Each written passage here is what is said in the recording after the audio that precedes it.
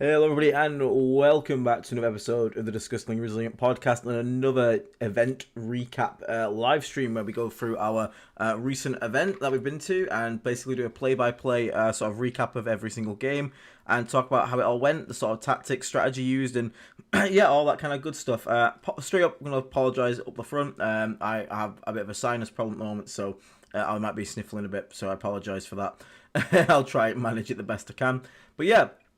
This time up on the screen, obviously we've got the Tallyband summoners. So I will ask if you guys want me to just, obviously in the current moment it's in stream format, but when we get to the actual games, if it's a bit too small on the screen, let me know and I'll just sort of replace it. I'll make the entire screen this little recap and just me in the corner, so we can do that. And we'll sort off the chat box and whatnot. So just let us know about that one. So, yeah, without further ado, let's kind of get straight into this, really. So, we've got 5 games to cover.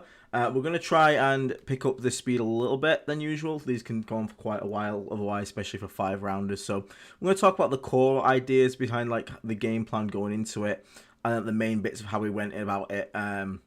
Obviously, a lot of this is done off memory, so sometimes it can be a bit... like I'll remember some at halfway through a turn, but oh yeah, that happened. So bear with me, but the majority of it is the main points and sort of like the overall positioning on the map and whatnot is kind of the same as like how it actually plays out. You're trying to corrupt your friend into taking this exact list. That's fair enough, Matt Harris. It's an interesting list. I mean, like further ado. So very quickly, if you play against this list, this is the opponent's POV. This is kind of what you are hoping to happen to your opponent. As you can see there, we've got a very upset Tower, Admech, and a Custodes player who's a bit shocked that there's a Rotagus coming in with flat 4 damage. So, yeah, just a little bit of fun there. I was trying to use this for the thumbnail, but unfortunately couldn't get it to sort of work with the format of it. So the image is a little bit too compressed here and a bit too much busy for an actual good thumbnail. But yeah, it's just a bit of fun. So you can see the idea being that we're going to drown them in demons. Rotagus is going to then walk up and bop a lot of things, and we're going to use the stratagem that prevents people falling back quite a bit, as you'll see. It's quite a stupidly strong stratagem that when it goes off, obviously it's a bit of a risk, it's a battle shock test, but when it works, that's for sure. So, I'm going to quick sip. And please don't forget, obviously, if you do enjoy the content, please do leave a like and a subscribe. Sorry to e-beg, but it does help the channel grow. And if you really enjoy the channel, you can consider becoming a Plague and member. From as little as $2.99 a month, gets you into our Discord, gets you list reviews, all that stuff as the tiers go up. So check that out as well if you are interested. So, let's talk about the actual list itself. So, full disclosure and full transparency up front. This is a list that was made by Derek Capture of 40k Dirtbags. You can go check them out on their YouTube channel. And Oscar Ruiz, I think it is, made it together and they took it to Worlds. Now, I'm obviously doing my every detachment challenge, and up next, well, all I had left was Mortarian's Hammer or Tallyband. Don't really like Hammer, I'm not going to lie, it's just not my kind of thing. But I was looking at Tallyband, and then I saw them take this list to Worlds, and it was a bit weird looking, but I kind of got the idea behind it, I think. So I was like, okay, it's kind of a toolboxy list that kind of seems like, you know, that looks kind of like something I could get behind and enjoy. Seems like it's kind of my playstyle, so ended up taking it, and yeah, obviously doing pretty well with it. So the Taliban Summoners list has a Lord of Contagion with the Fell Harvester. This gives him +2 attacks, so he's sat at 7 attacks base, which, as you know, the Lord of Contagion already hits ridiculously hard. Giving him +2 attacks is kind of crazy. It's the equivalent of like the 5+ crits, but better on average from Virulent Vectorum. And obviously those 2 extra attacks can obviously potentially proc more sustained hits themselves. So this guy hits like an absolute freight train in here. Just the absolute problem removing unit. Kind of stupid, that guy, I won't lie. Now we've got Lord of Virulence with the Beckoning Blight. This guy's the kind of the spicy sauce for it all. The Beckoning Blight gives him a 12-inch aura of all demons can deep strike within 6 and still be able to charge and whatnot. Now, the interesting thing is Beckoning Blight is one of the few instances in the game where it still works on Rapid Ingress, because all it cares about is it says when a unit is set up via Deep Strike, which when you Rapid Ingress, you can set up via Deep Strike, you can be set up outside of 6, so you can Rapid Ingress within 6 of this guy, which is kind of dumb. Kind of really, really dumb. And it could do a lot of absolute nutty things with it, which just catch people out, take them by surprise, and sort of make plays happen, which, given the current game and all the tricks other armies can do, It kind of felt nice to also have some tricks of our own, and it also allows you to get 6-inch deep strikes off even when your opponent's potentially measuring you out of contagion range, because you can just deep strike 9 away from them with Lord of Virulence and then drop the Rotagus or whatever it is within 12 of him and 6 away from the enemy. So really, really good. It does look like a bargain bin list of units. It really is a bit of a weird one. When you look at it, it doesn't make much sense. But when you play it, it makes a lot more sense. So the only difference between my list and Derek's is we've got a fetid bloat drone with a mower in here. So as well as those two characters, we've got the Plague Bust, the 2 Malignant Plague Casters in a Rhino. Super happy that they took this. This is my beloved, my creation. 2d6 plus 6 shots out of the top patch of the Rhino. Pretty stupid at strength 6, AP 2/3, D3 damage a shot with auto hit. It's pretty stupid. Then we've got Rotagus himself. Rotagus actually is an absolute hero of a unit. What an annoying unit to go against. The T12, 4 up invulnerable, 6 up feel no pain, 22 wounds. But the magic of Rotagus is his weapon profile. Like, flat 4 damage is a really good thing to have, especially at the moment. There's a lot of 4 wound infantry about to be in the game. Victrix, Centurions, things like that. You have the sweep attacks as well. Damage 2, you have 14 damage 2 sweep attacks if you need it, because of the +1 damage. And if you ever get into a situation where he doesn't need the +1 damage, damage 2 Nurglings are always funny, or damage 2 Plague Bearers are always funny. Damage 3 Beast of Nurgle, even with Dev Wounds, can all be relevant. So Rotagus himself, super good. The minus OC and movement aura is broken in certain matchups, as we'll see. Genuinely can make it feel super bad for your opponent just to be like, nope, you can't do anything. So Rotagus is definitely great. We've got 5 Plague Marines in here, 1 heavy Plague Weapon, 1 Plague Spewer, 1 Melter Gun, 1 Plasma Gun, Power Fist, and then the Icon of Despair for that extra aura of -1 leadership to stop the fallbacks. This is the same with the Death Shroud. They also have the icons here. We've got a squad of Poxwalkers, squad of Chaos Spawn, Scouting, goodness, 2 heavy Blight Launcher Bloat Drones, you still need some long range shooting. The Rhino, 2 squads of 10 Plague Bearers, 1 Beast of Nurgle, 1 squad of 3 Nurglings, and 1 squad of 6 Nurglings. And obviously we can resurrect one of those squads when they die, which is very, very nice. So we can bring them back to life, even if they die. So realistically, we have 2 squads of 6 Nurglings. One just can't stand on the board. Now, a couple of questions in chat. Did you have both units of Plague Bearers in Deep Strike, or have one sticky home objective? I always kept one on the board sticky home and sort of screen out home objective. One always went into Deep Strike, unless it was, I think it was one specific matchup where I had to keep them on the board. I think it was against Admech. But part of that, yeah, it's normally 1 in reserves, 1 on the board. My biggest pet peeve is running one-offs. The list would be, yeah, it's a lot of one-offs in this emphasis. 1 unit of this, 1 unit of this, 1 unit of this. But yeah, so we got our pairing, and first up we had Alex Clare, who's on Shield Host, so Custodes, which not doing too great at the moment, although this event's second place Rory was playing Custodes. But an interesting one, because our list doesn't have the raw damage output that, like, you know, VV does, Champions does. But we have a lot more like tools and control pieces, so we're going to try and make that work the best of us. So as I'm looking at this list, he's got 2 Blade Champions with 2 squads of Wardens, so they're going to be, you know, advancing, charging, 4 up, feel no pain, and very annoying. Now, the 4 up feel no pain is not as big an issue because we still do have good shooting output. If we were all melee, then it would be a massive problem because he'd just wait for the melee phase and then pop feel no pain. But obviously with the Bite Launch drones, which are flat 3, which is a great to shoot Wardens with. You've got the Plague Bus, which can also potentially roll a 3 on the damage, great to shoot Wardens with, and get rerolls to wound as well. It means that feel no pain and when to pop it is extremely a bit skewy for them and doesn't feel super comfortable. So that's not too big a problem. The obvious big problem there being the advance and charge and that once per game. That could be a genuine problem if they get onto us. So that's a bit scary.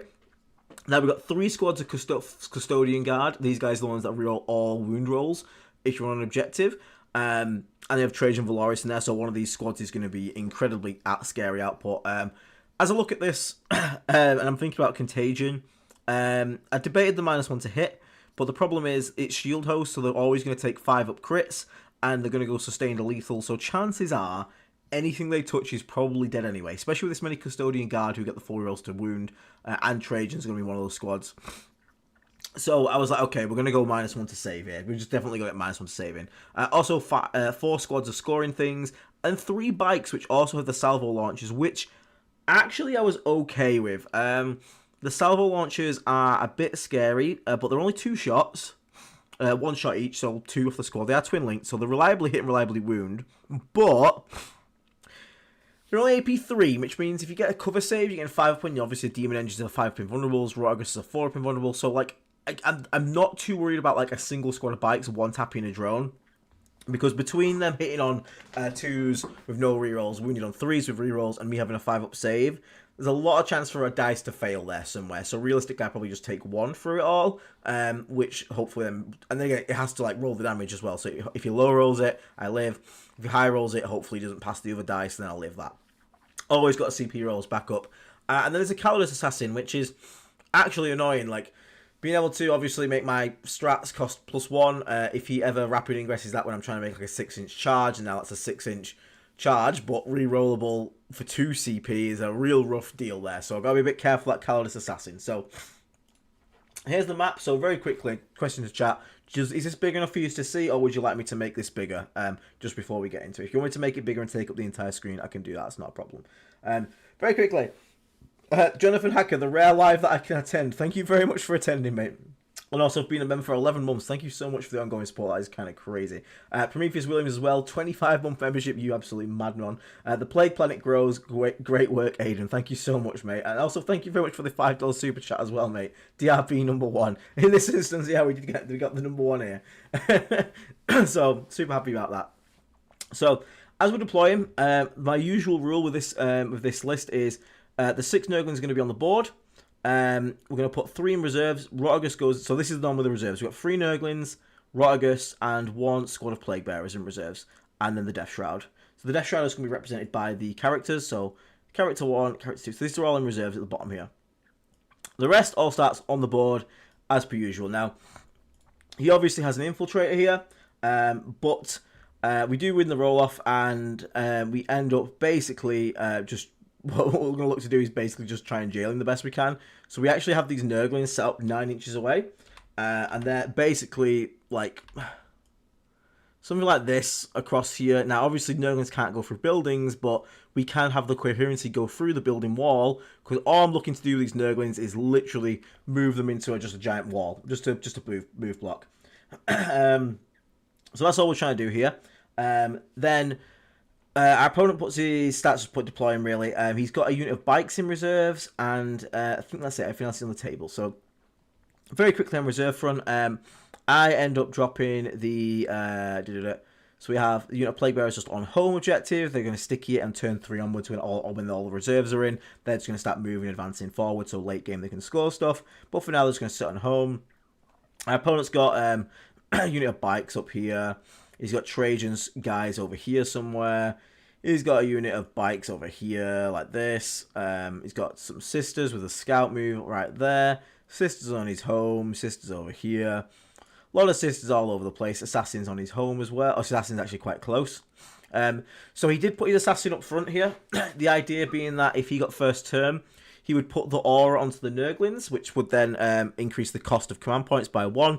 As its first turn, I would have 1 CP. He would try and kill the Nurglings. Now, normally, I would say if they can do that, run away. But as we discovered, that actually doesn't work because when the Nurgling stratagem is used, it is when they are destroyed, which means they are no longer on the board, which means they can no longer be affected by this aura because the last model has already been removed. So you do not have to worry about auras of Vect for making that stratagem go higher. The only threat to stop you bringing them back is being battle shocked, so that is incredibly important. So we had Wardens in the middle, just being wardeny and annoying. So Wardens just behind the wall here. Another unit of bikes that was in reserves.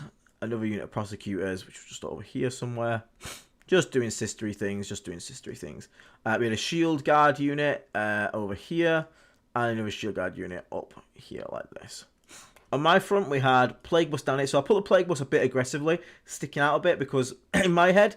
he's got a unit of bikes down here already, so realistically they're not going to come all the way around here. If he goes this way, he can't shoot me, that's fine. But this unit here, even if it comes flying like round to here and gets a shot off, it's 2 shots. I can smoke if I really want to, so he hits on 3s now. Then he wounds me on 3s with rerolls, admittedly, but then I have a 5-up save. Chances are he doesn't one-tap the Rhino mathematically, so I'm going to take that risk. So the bikes. So I put the Plague Bus here. Happily.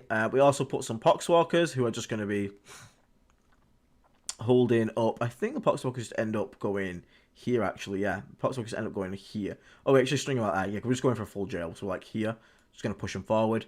Heavy Blight Launch Drone 1, Heavy Blight Launch Drone 2. They're just chilling. We have a Flesh Mower Drone who's just hiding over here. Again, the line of sight, you can't really get shot because these middle pieces here. Plague Marines and the Plaguecaster are obviously on the side of the Rhino. So that's... I've missed... Oh, where my Chaos Spawn? I've completely forgot my Chaos Spawn, my Beast and Nurgle. How have I managed that one? That is rather impressive of me. Give me 2 seconds while I quickly grab myself a Chaos Spawn and a thingy. That is very, very silly. How the hell have I managed that? Wait, did I not upload them? I swear I uploaded them. Uploads. Scroll down, scroll down, scroll... There they are. Chaos Spawn. There we go. And a Beast of Burgle. Which are we?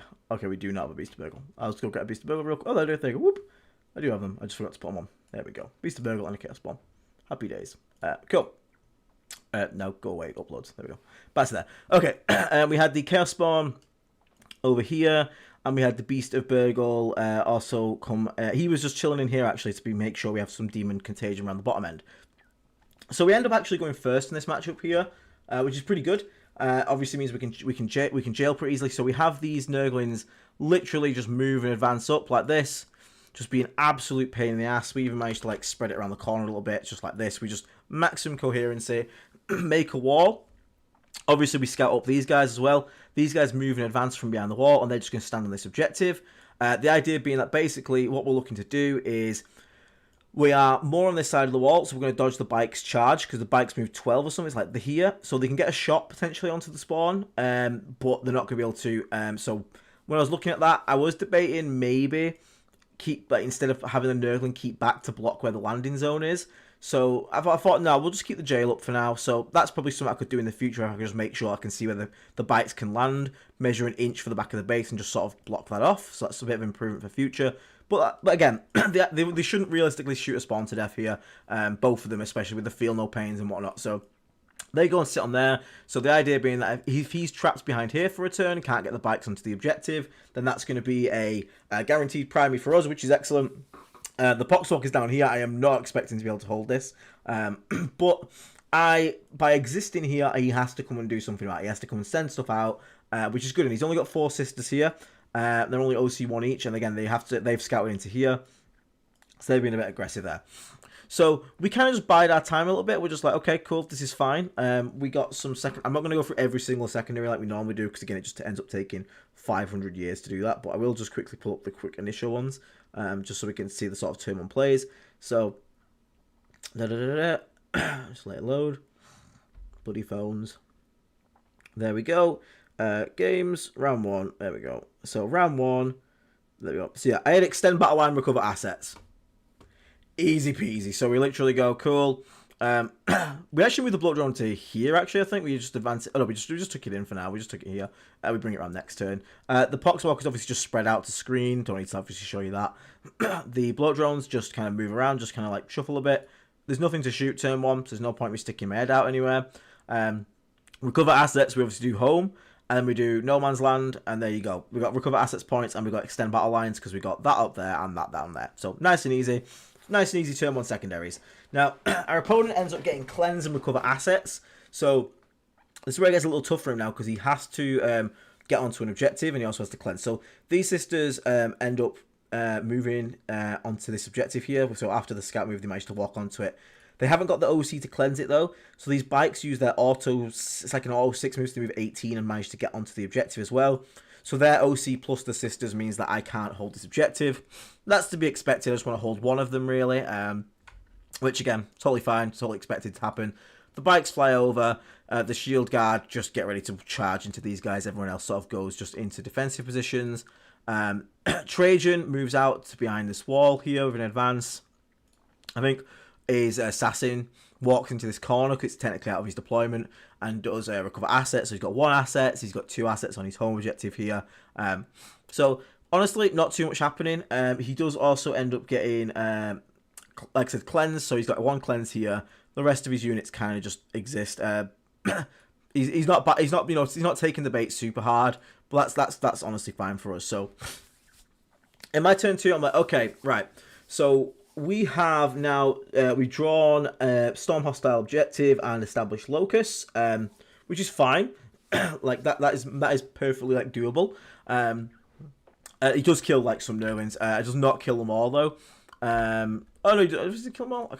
Yeah, he just kills them all, and I pay the CP and bring them back. All his shooting here kills them all, and he charges them and kills them. So like they're all dead now. And there's shield guy like here. But we do hold the primary. These bikes don't manage to kill him. He ends up shooting them back to finish off some Nurglings to make sure he kills them. So these spawn, happily hold this objective. Happy hunky-dory days. That's brilliant with us. So we end up having this Modrone move around here a bit. Again, that's fine with us. These guys, again, just... I know, we have him stay... He stays here. He stays here. He's chilling. He's just chilling there for now. So the main priority for us is to sort of like start securing this bottom bit here and obviously stop him scoring primary. We've already guaranteed got one primary ahead up the top here. So now we just kind of want to make sure that we get a little bit more. So we end up having these Poxwalkers. These guys end up moving and advancing around up to here. So I was just looking to block Trajan because these girls are on this objective. So we're just trying to block the wall so Trajan can't get through into anything. Plague Bus drives up. We actually end up disembarking the Plaguecasters because I want the rerolls to wound against these bikes. It's going to be quite important. Not very nice. Oh, no, this does come around actually. Yeah, because this flies out here into the middle for a reason. So this came around last turn to here, flew into the middle because I wanted to force him out. So that's it. Sister Squad did come out to contest it. That was it. So Sister Squad came out to contest it. We're just going to kill him for free. That's fine. With the Flesh Mode, I was going to kill him for free. But he ends up deploying homers actually because we actually end up killing these sisters with the HBL drones anyway. So the HBL drones, they just poke out. They do some shooting, they kill that. We end up dropping in the Lord of Virulence with the Beckoning Blight, so he hops in here, right against the wall. Now, I have pre-measured this, and I made sure that from these Wardens, I was pre-measuring it, even if he got a 6 on the advance and the charge, it would be about an 8-inch charge into these Lord of Virulence squad. It's very important for that, because I'm hoping he takes the bait. I'm really hoping he takes the bait. So these guys are stood here. They've got the scythe sticking out so that they can spray these sisters here. So these sisters get absolutely obliterated, blown away. One of these bullet runs comes up a bit more, actually, so we can see the bikes, the back of the bike sticking out. These sisters get absolutely eviscerated.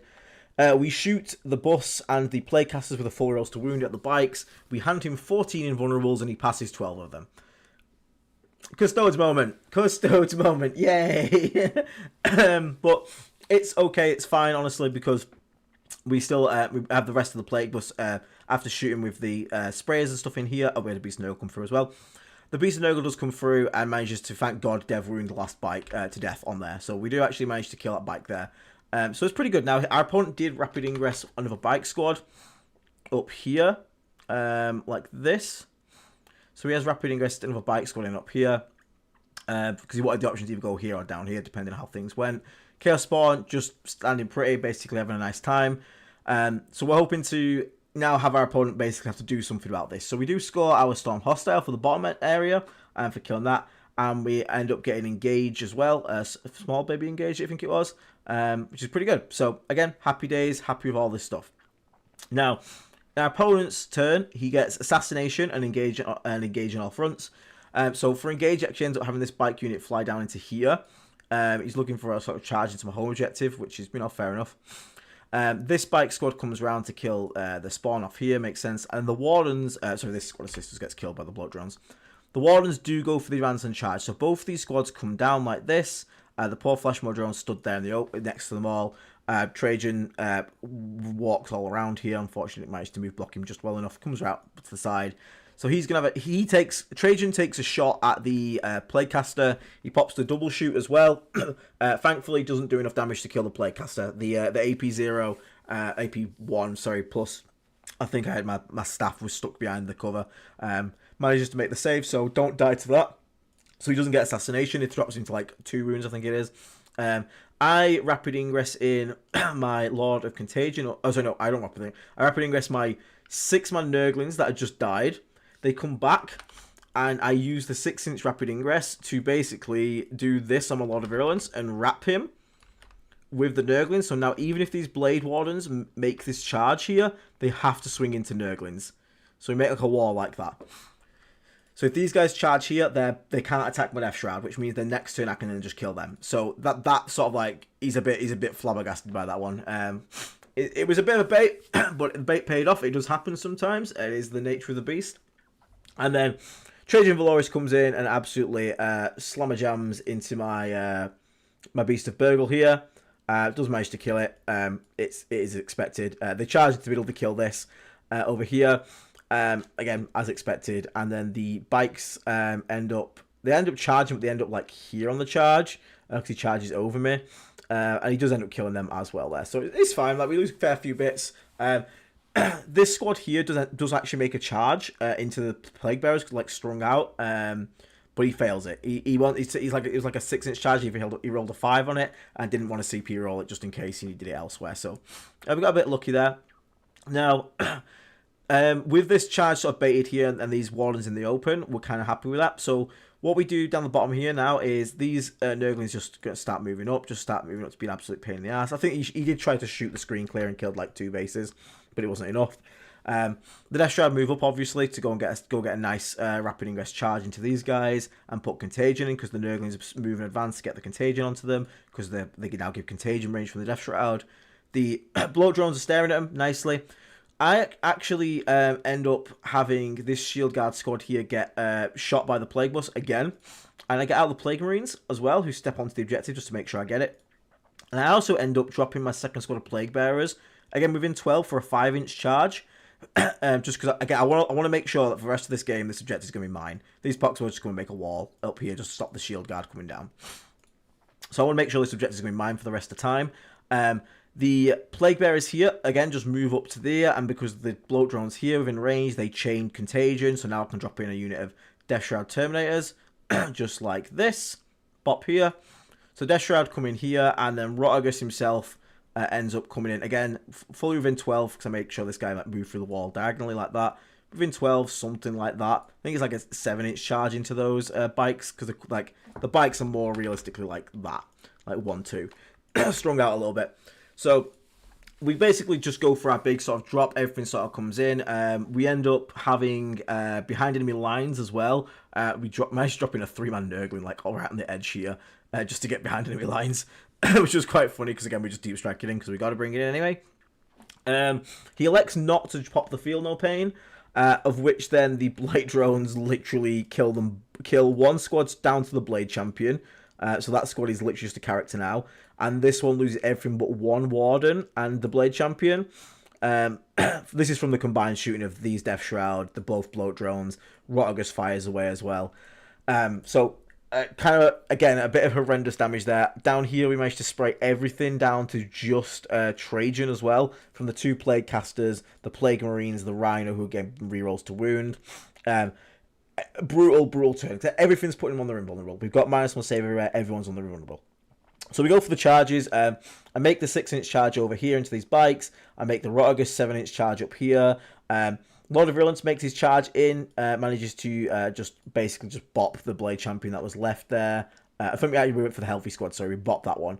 So that squad gets bopped as well. I actually end up charging Trajan here because Trajan, if he pops his once per game double all his attacks, he's still got 12 attacks, but realistically, because of the 5-pin vulnerable, I don't think he still wipes the Plague Bearers. So the Plague Bearers actually charge him and end up wrapping him. Now the reason for this is because if I keep him in combat in his turn, these Plague Marines live completely, which means that I will then hold this objective again. So I'm fine with that. Lord of Contagion solo kills the entire squad over here. Rotagus absolutely bops this squad to death over here. It's pretty brutal, and we kill this squad here. So we kill a lot of stuff, and we wrap Trajan down here. So Trajan is wrapped by some Plague Bearers. They're all having a good time, hugging. So they're all hugging him down here, having a great time. He does pop his double attacks once per game onto them. Now, he has lost rerolls to wound because there's no shield guard with him, but he's still wounded on 2s because he's like strength 12. And he kills them all down to 2 guys. So he's like bop, which means I can't surround him, which means, unfortunately, can't pin him there. But again, that's fine, as we'll see. So my opponent's turn comes up. He then has Bring It Down and no prisoners.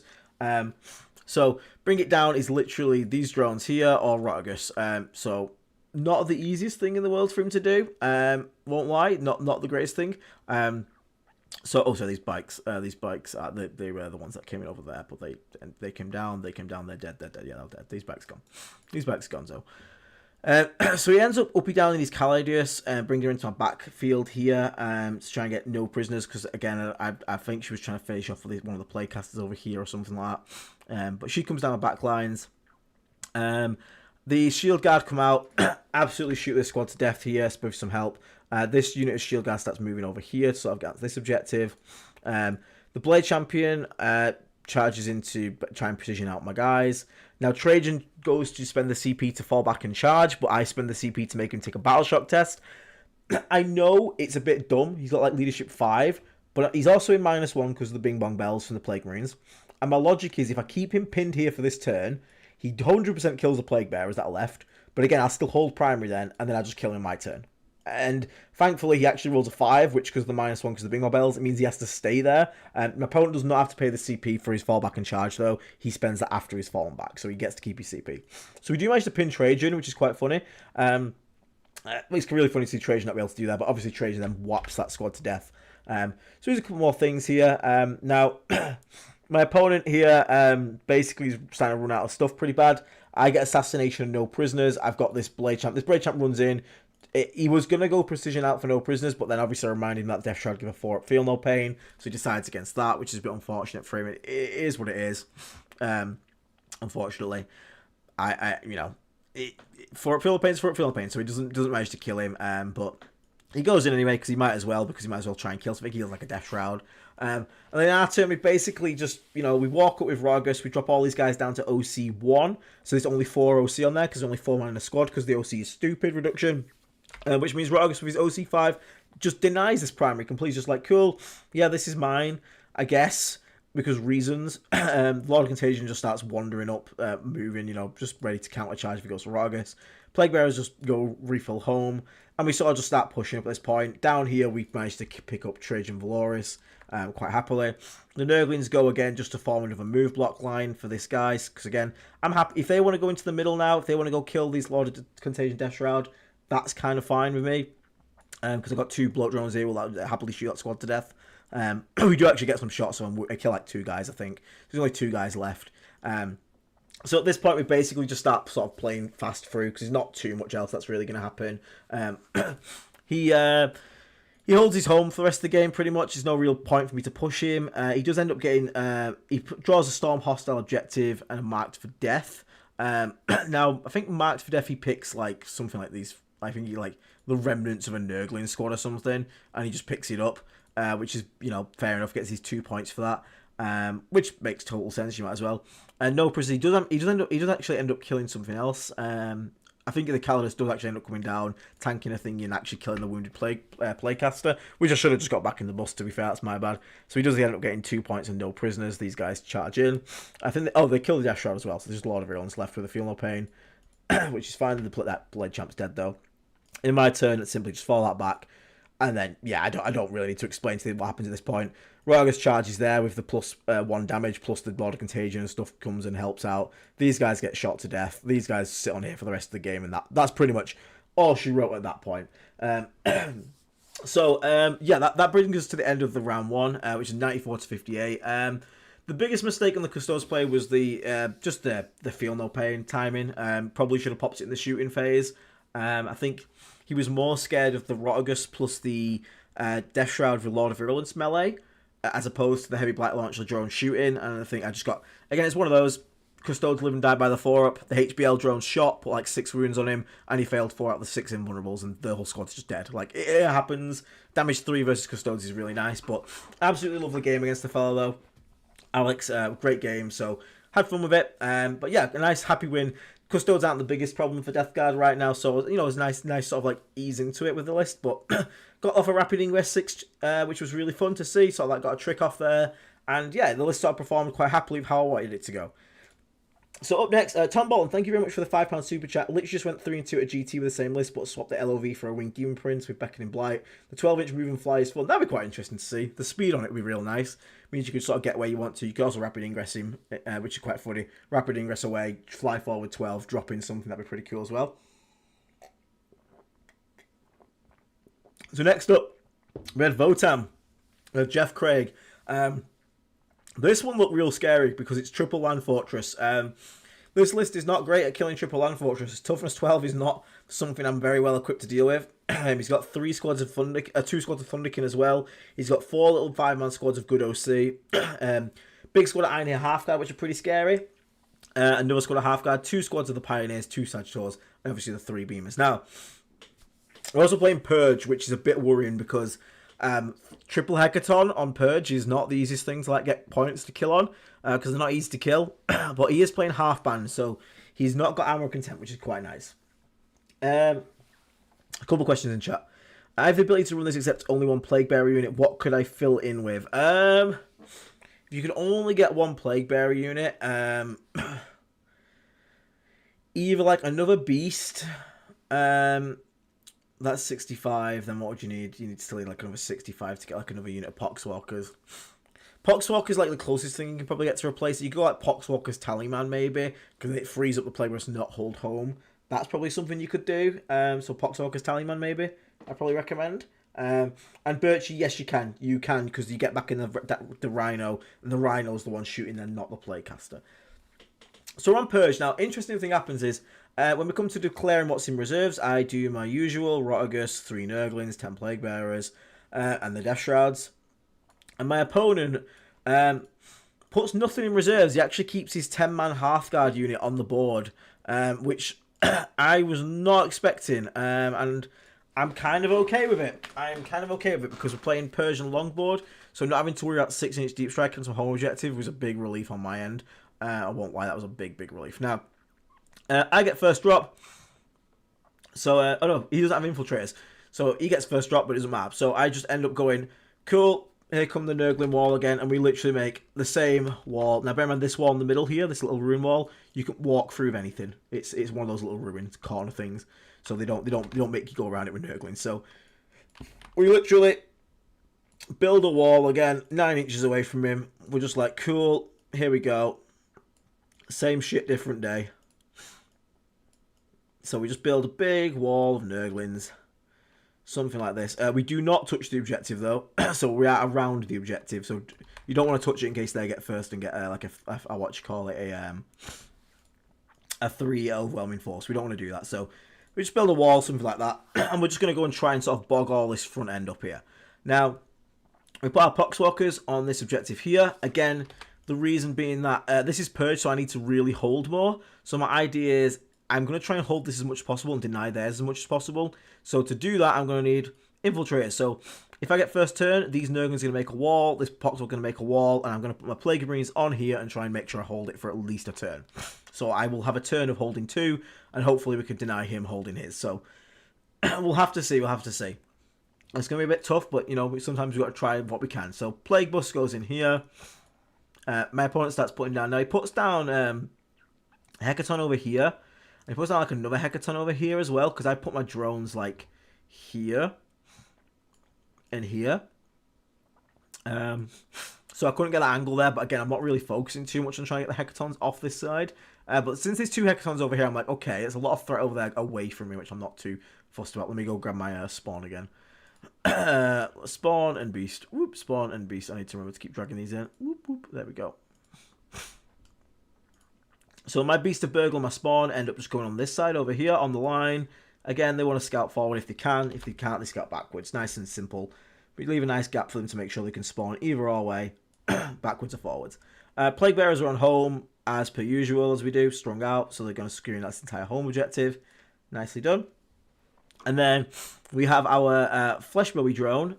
Is just going to be over here as well. Because, again, all the Hecatons are over. He puts his last Hecaton down here. So all the Hecatons are literally like just all over there. So I'm like, okay, this side's kind of safe for float drone, so we're just going to start pressuring this side. Now he puts one bike here, Sagittarian here. Now, to be fair to my opponent, he puts this. I have one bloat drone here. This is why, because he puts this squad here, and then he can't scout them because he's not left himself room. He's blocked it with the Hecaton, the Sagittar, and I say to him, you're more than welcome to like tuck your Sagittarian or move the Hecaton to get them to be able to scout to safety. But in fairness, he was like, no, it's my own fault. I'll own it and I'll run with it. I was like, fair play. His big 10 Hearthguard brick actually ends up going on his home objective with 5 Hearthkin. So I'm like, okay, that's interesting because he's a slow moving unit. So as long as I can keep them sort of like pinned here, they're not going to affect the rest of the board. So I'm kind of okay with that. I'm like, okay, that's fine. 5 half guard, just chill out over here as well. The rest are inside the Sagitors. Then we have the Thunderkin inside Hecaton, and this guy's inside Hecaton. And the other Sagittor is right here on the edge as well. I didn't know Sagitors lost Scout, which is quite interesting as well. Oh, I've got the thing still hiding, sorry. Whoop, there you go. Back to full screen. So, I think this is the one where I... Did I go first again? I think I might have got first on this one again. First does definitely help, but I do go second. Yeah, I do go first, but I do go second a few times. So, literally, first thing I do, these move all the way up, and we're just going to be like, oh, these guys scattered to the side here. So I'm like, cool. We move up, we move up, we move up. We're going to go for a nice charge. This guy was on the line, so he's going to be 4 inches away from us. We're going to go for a nice charge into the Sagittor, try and make a wall. These Poxwalkers move in advance, and once again, make a giant-ass wall, just like literally wall off the entire thing. Blop, blop, blop. Just like Poxwalker wall all across there. We disembark the Plague Marines.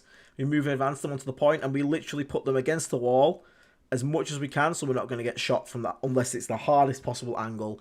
And we managed to advance the Rhino, and we get a 6 on the advance, so we actually managed to get the Rhino around as well, and we push this Flesh Mower up. We are just pushing as much aggro as we can to our opponent to sort of like stop them. And again, if these half guard want to come out and shoot this bloat drone to death, I will happily respond to that with a Plague Bus. More than happily. Like that's a great target for them to go and shoot at, so I'll be more than happy with that. These guys scouted up. They scout up, then they just move and sit behind this wall. They're just like, cool, we're happy existing here. This bloat drone comes out, takes a shot, manages to kill. I think it actually kills all the bikes here. Yeah, they just kill all the bikes. Because again, they're only 3 wounds each with 4 up save. So a 5 up at this range with the cover. It did enough work. We are -1 save here again. I was debating -1 to hit. But with the Heka Chonk and a lot of 2-up saves, I was like, I'm probably going to need the extra damage here. Probably could have gone -1 to hit, though. Would have probably worked out as well. This bloat drone moves to here. So again, I've moved block. I'm going to hopefully make this charge and move block this Hecaton, so this guy will be safe from being shot. He shoots and kills some bikes, drops down to like 1 bike left. So on our first turn, we had tempting target and no prisoners. We were tempting target, no prisoners? We did have tempting target, no prisoners. We held... Which one did we hold then? He took... I think he pointed at... Oh, he pointed at this one because he wanted me to come out, yeah. So there, we went and took that one. So we managed to get all of them? Oh, I know. No, ignore it. I know why I did it. Because I was doing this wall strategy. I had the Poxwalkers string... I didn't string up to that. Did he just tempt into... He must have tempted to target an easy one. Because I told him that these were OC0, and they're going to be pushing forward anyway.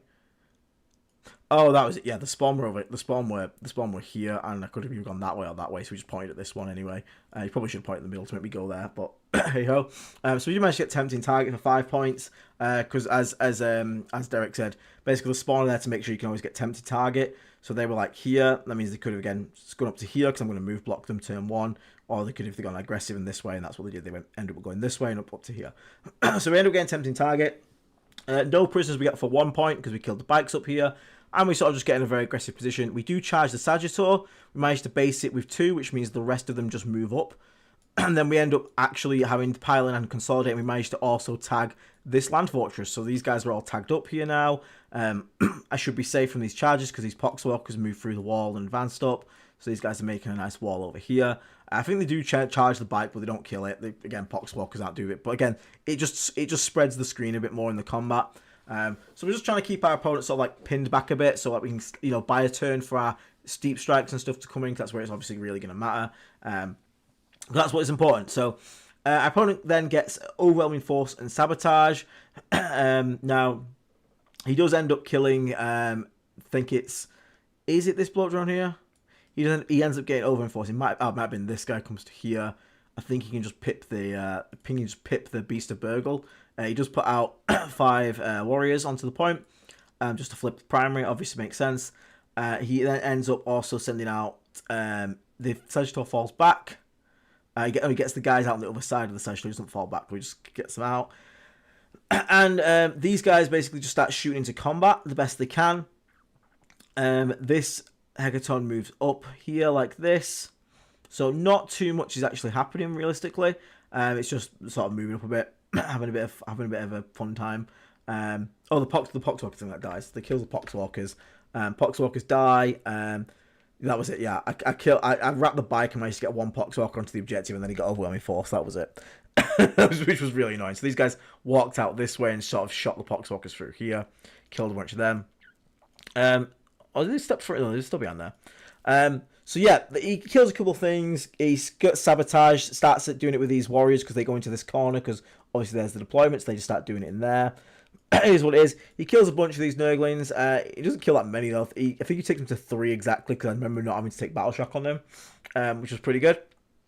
And then I'm like, cool. After that, then I think I'm just gonna go and try and apply an absolute bunch of pressure. This Sagitaur is still back here, so this beast didn't die. These 2 Hecatons came down like this. That was it. Yeah, he came across there like that. Him there, and I was like, cool, right, okay, let's try and do some damage. So in my turn, I drop in my Lord of Virulence over here, in a way that basically has him strung out a bit, so he's like, it's like if he was to have like Death Shroud of him. It was sort of strung out the maximum possible, so it'd be like that there, that there, that there. Because what we have happen is we have the Nurglings fall back to like here. After falling back, the Plague Marines, also the Plague Bus, the Flesh Modron, that's it. Flesh Modron drives up to here, puts the 7 inches onto them, which then gives them contagion, which then tags everything up here in contagion range. So that allows the Death Shroud to come in 6 inches away. They're looking to come and get in because this Hecaton is like here after piling and consolidates. Because it kills a guy, I removed it, and then it consolidates forward. So I'm like, okay, cool. So what I'm going to do here is I'm going to get a charge with the Lord of Virulence at 6 inches into this, and the rest of them are going to try and pile into and get into the Hecaton over here. Oh, he did bring these for you, because I was going for these. Because sprayed all these half guard, that was it. So spray the half guard, 6 inch charge into the half guard. I was like, cool, that'd be sick. So we set up the Lord of Virulence in a way that we can drop in Rotagus on the right over here.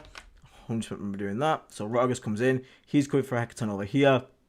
He's going to come punch one of those things. We keep the LOV squad back for now. But everything else comes in. So these guys are giving contagion to each other. So the spawn run out. Contagion all this. Rotagus comes in over here like that. Beast and Nurgle just again hooks up to the wall. These guys spawn are going to charge into the warriors and try and kill them. The Plague Bus ends up coming around to here and just shooting at these guys. So we shoot a lot of stuff into the half guard. We kill like 6 of them. Lowered a bit of the shots, and you got some good 4-up invulnerables as well. Then I end up fluffing the charge on here. There's this 6 inch charge. I end up fluffing it, which is really bad because now I'm stood with a Hecaton staring at me, a bunch of half guard, a Sagitaur, and I fell back with these Nurglings, so they weren't even locked in combat, which is really bad. So I was like, bollocks. I do make the charge with the Rotagus over here though, thankfully. And he managed to bop these. The spawn go in and managed to kill these with the Beast and Nurgle, who then ends up charging through. Because I'm like, okay, I've already had something go wrong over here, so I'm going to need to make sure these half can die. So they come through. They kill a bunch of dudes here. I'm like, excellent, happy days. Bear in mind, there's still another 5 guys in here, because again, he just loads them back up after he gets in. So they ran across last turn and got back into it. Or they're in one of these Hecatons, something like that. So not too bad, not too bad. We're okay with that. We have still pushed our opponent back a fair bit. Our opponent then gets Bring It Down and Tempting Target. So he actually ends up shooting the Hecaton to Bring It Down on this, because he's a bit unsure if he can kill Rotagus or not. Rotagus doesn't actually end up dying. He ends up bouncing a lot of 4-ups here. The Thunder can get out. Oh no, I had this. That was it. I had this. I had the Lord of Contagion come in and Rotagus over here, and the Lord of Contagion killed everything that was on this point. That was it. These guys stayed behind the wall. These guys were behind here. He did that. Lord of Contagion came in. We killed a Hecaton. That's it. We killed a Hecaton. Spawn killed the guards on there. The 5-man got out. The Thunderkins both got out in return. And in his turn, he fully killed the Lord of Contagion squad to the man. That was it. And then ignored Rotagus. That was it. So yeah, those guys all died. He killed the bloat drone. He shot this Death Shroud squad. A fair bit. I think he killed like 2 of them, but he didn't actually end up killing too many of them here. He ended up finishing off the Nurglings, because thankfully the Nurglings still move block the charge, so still have an LOV and 1 Death Shroud here. This Plague Bus also picked up this last bike here, and the Plague Marines are still just chilling, so it was still looking a bit risky here. I'm like, not super happy about it, but it is, you know, it is what it is. So then in my turn, I had this bloat drone come to here. This bloat drone flew back here last turn, so these 2 shoot down and managed to kill both squads of Thunderkin. He moved up this as well. These Hearthguard walked onto my objective here, which I did overwatch with Rotagus, and I think I killed like 2 of them, which is pretty good. And they charge and kill that guy, which is fine. So yeah, I'm like, okay, right. So he's killed a bunch of units back on Purge. We got to try and get it back. So the sent out more Hearthguards, Hearthkin warriors as well from one of these vehicles. And there were 5 Hearthkin. So these Plague Marines have been holding this completely over here. Because they've been, again, the pressure's all been on here, and he's fighting his deployment, so the pressure's been kept away. So these guys have been holding it, and this does get me a hold more for a turn, because we all pass them around. We don't even have to all pass, he's got 2 guys left.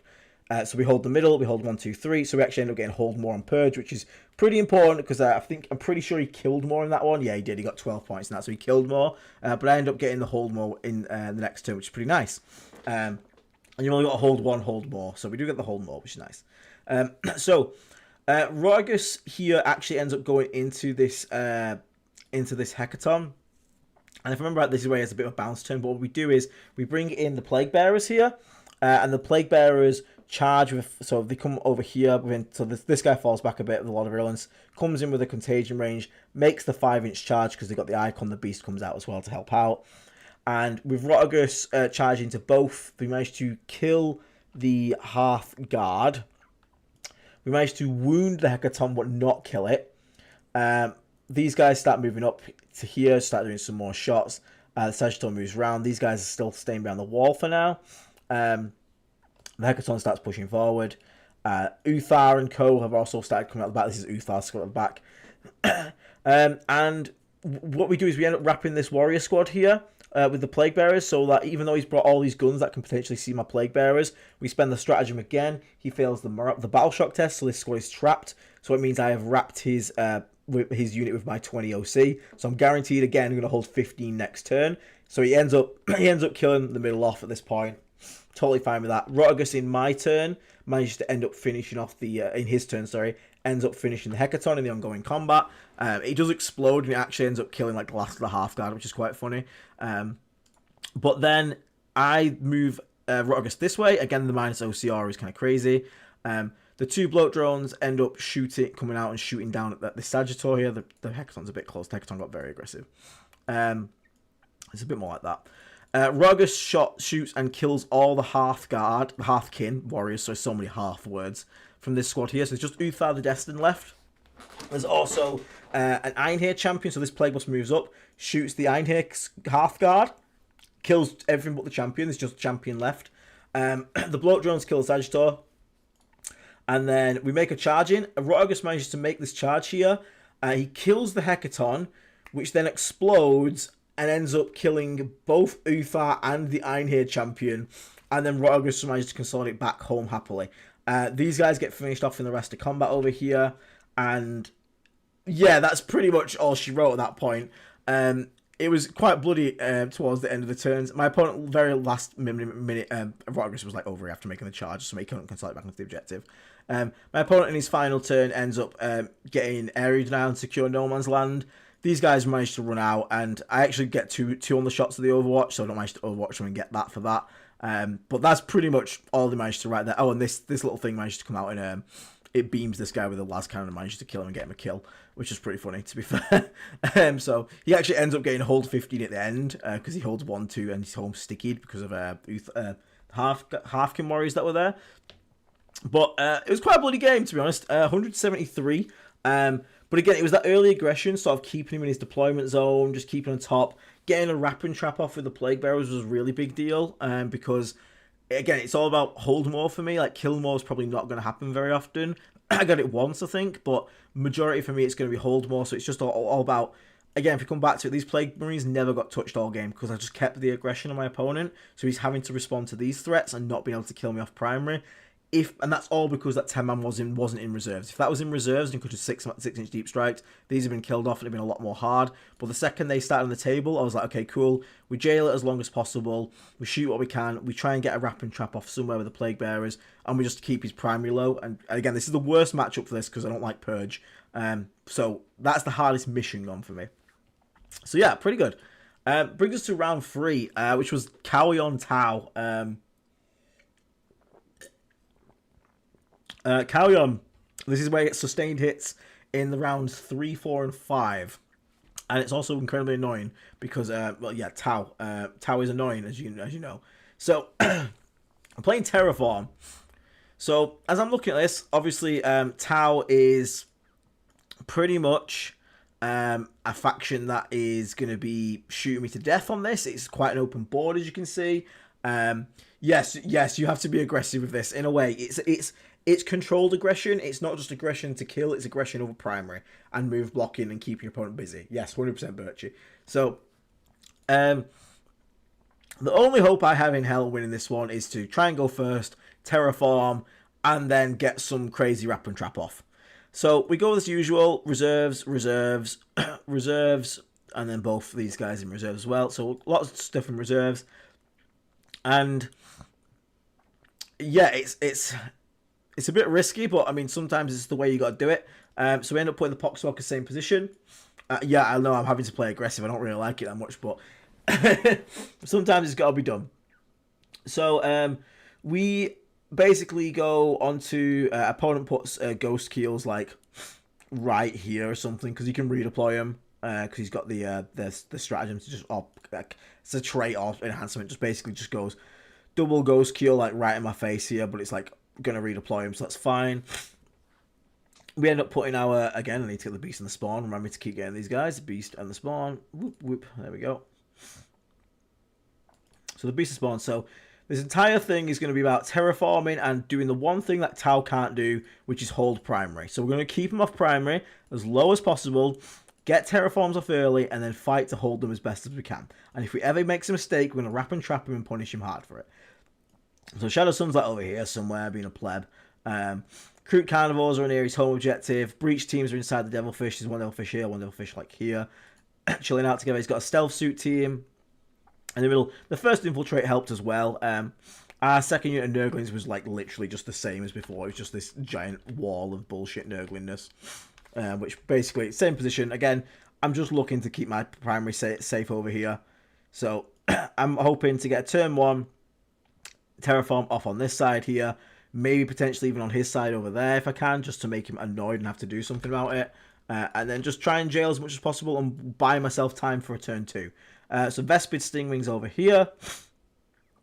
His Pathfinders are in the middle as well. Breach teams are inside the thing. And another Stealth Suit team over here with another Skyray.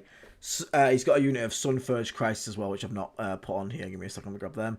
Because they're in bloody reserves. Sunforge Crisis, there you are. Sunforge. Onto the screen. There we go. Happy days. I have made all the tokens for them. Sometimes I just forget to put them on the screen. So they're Sunforge with a Crisis Commander. Does a bunch of anti-vehicle, anti-monster, full rerolls to wound, hit damage, all that stuff. So, deployment-wise, I'm basically doing the exact same. I'm just like, right, we're just going to try and, again, defend this bottom point here. Mower drone. 2 Blight launch drones. We're actually just taking middle point with these guys because I just want to, again, need to make sure I can shoot down these angles. Now, we did mess up. Apparently, there's not supposed to be a line of sight angle in this bit here where my mouse is now, coming down here. I think because the terrain was played from this last, or it's the same terrain as last round, it had been nudged from the people playing before because we actually played it as if there was a line of sight from the Skyray down to my deployment zone, which was horrendously bad for me, but that apparently shouldn't be there. So just future reference, apparently that shouldn't be there. So we go here, we go Beast of Nurgle, Chaos Spawn again on the line. Again, if he wants to stay there to stop my scout, at least his Ghost Keel's there. And I just scout safety and I can shoot them with these blow drones. Or I can't, but at least I can charge them with something, try and do something up to him. But he's probably going to pull them back anyway to be safe. So yeah, from here, we actually end up getting first turn. Our opponent just pulls back, just goes bop, one on there and one back there, pulls them back as expected.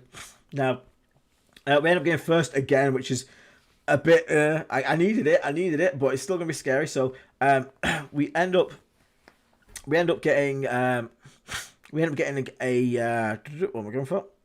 There's the spawn over here on this one. Sorry, spawn over here, the beast over here. That's it, yeah. Ghost Kills OC3. Beast Nurgle OC3. So, happy days. Oh, they are over here. Yeah, I have to send this bugger out to sacrifice turn 1. Am I doing it? Or is it like that? Do the other Poxwalkers strung out? Or did I have a minute? I had another tempting target. I must have been doing the Poxwalkers over here or something. We do tempting target. He picks this one over here.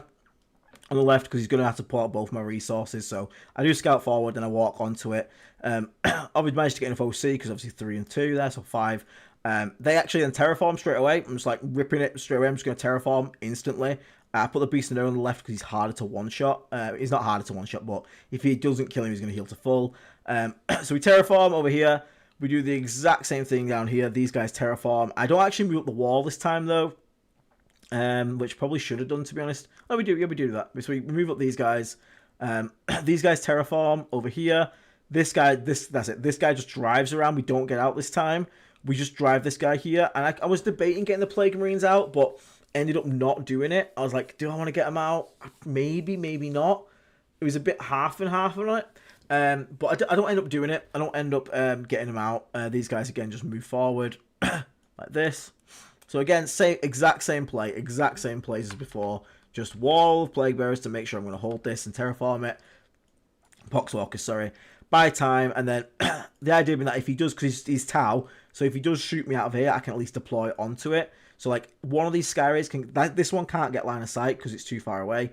I think this one, if it comes to like here, can. But again, because of the range, it's the only thing that's going to be able to shoot me. So if he does kill the Rhino, I then just get the guys out of the Rhino, and then I will hold primary anyway. So it guarantees hold primary, whereas if I get the Plague Marines out now, he can just kill the Plague Marines with the Sky Ray, and then these Vespids sit on here, and they'll out-OC the Rhino. So he can still out-OC me. That's going to happen, but it means that he basically can't shoot the Rhino. Because if he shoots the Rhino, my Plague Marines get out, and they un-battle shock in my turn, they out-OC the Vespid, and I get primary. So in a way, the Rhino is, by being there, is kind of immune to being shot.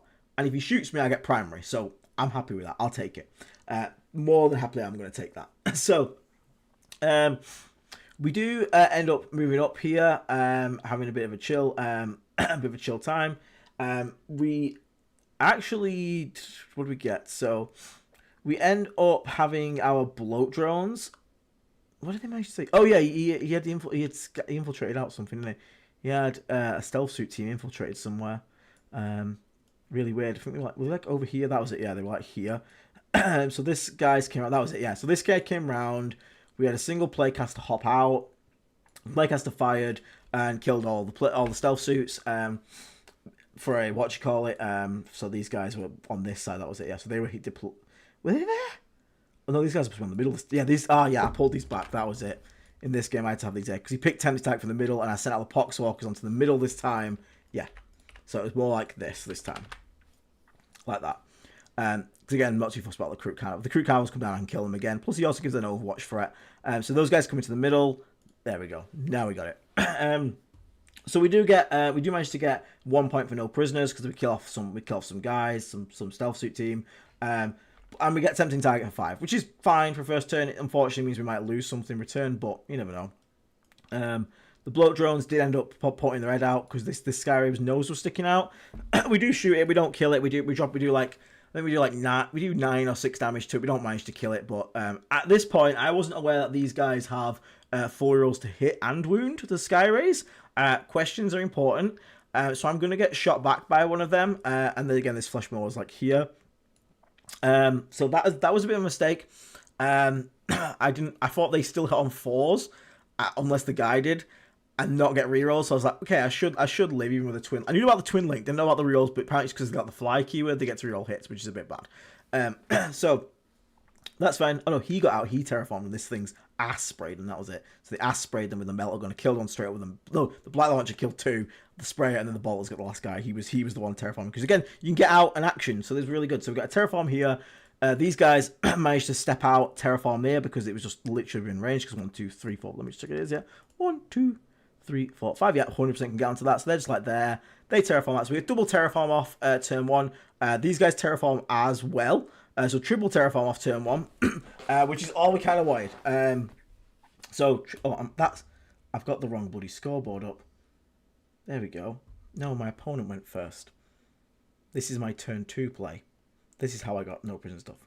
I hid, and my opponent put out Pathfinders and a stealth suit team onto the middle and shot and killed the Nurglings to death. I'm an idiot. I had the wrong scoreboard up, which was why my head was so confused.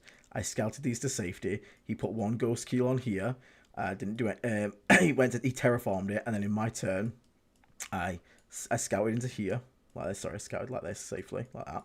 He didn't shoot me because he couldn't get the angle on the sky ray.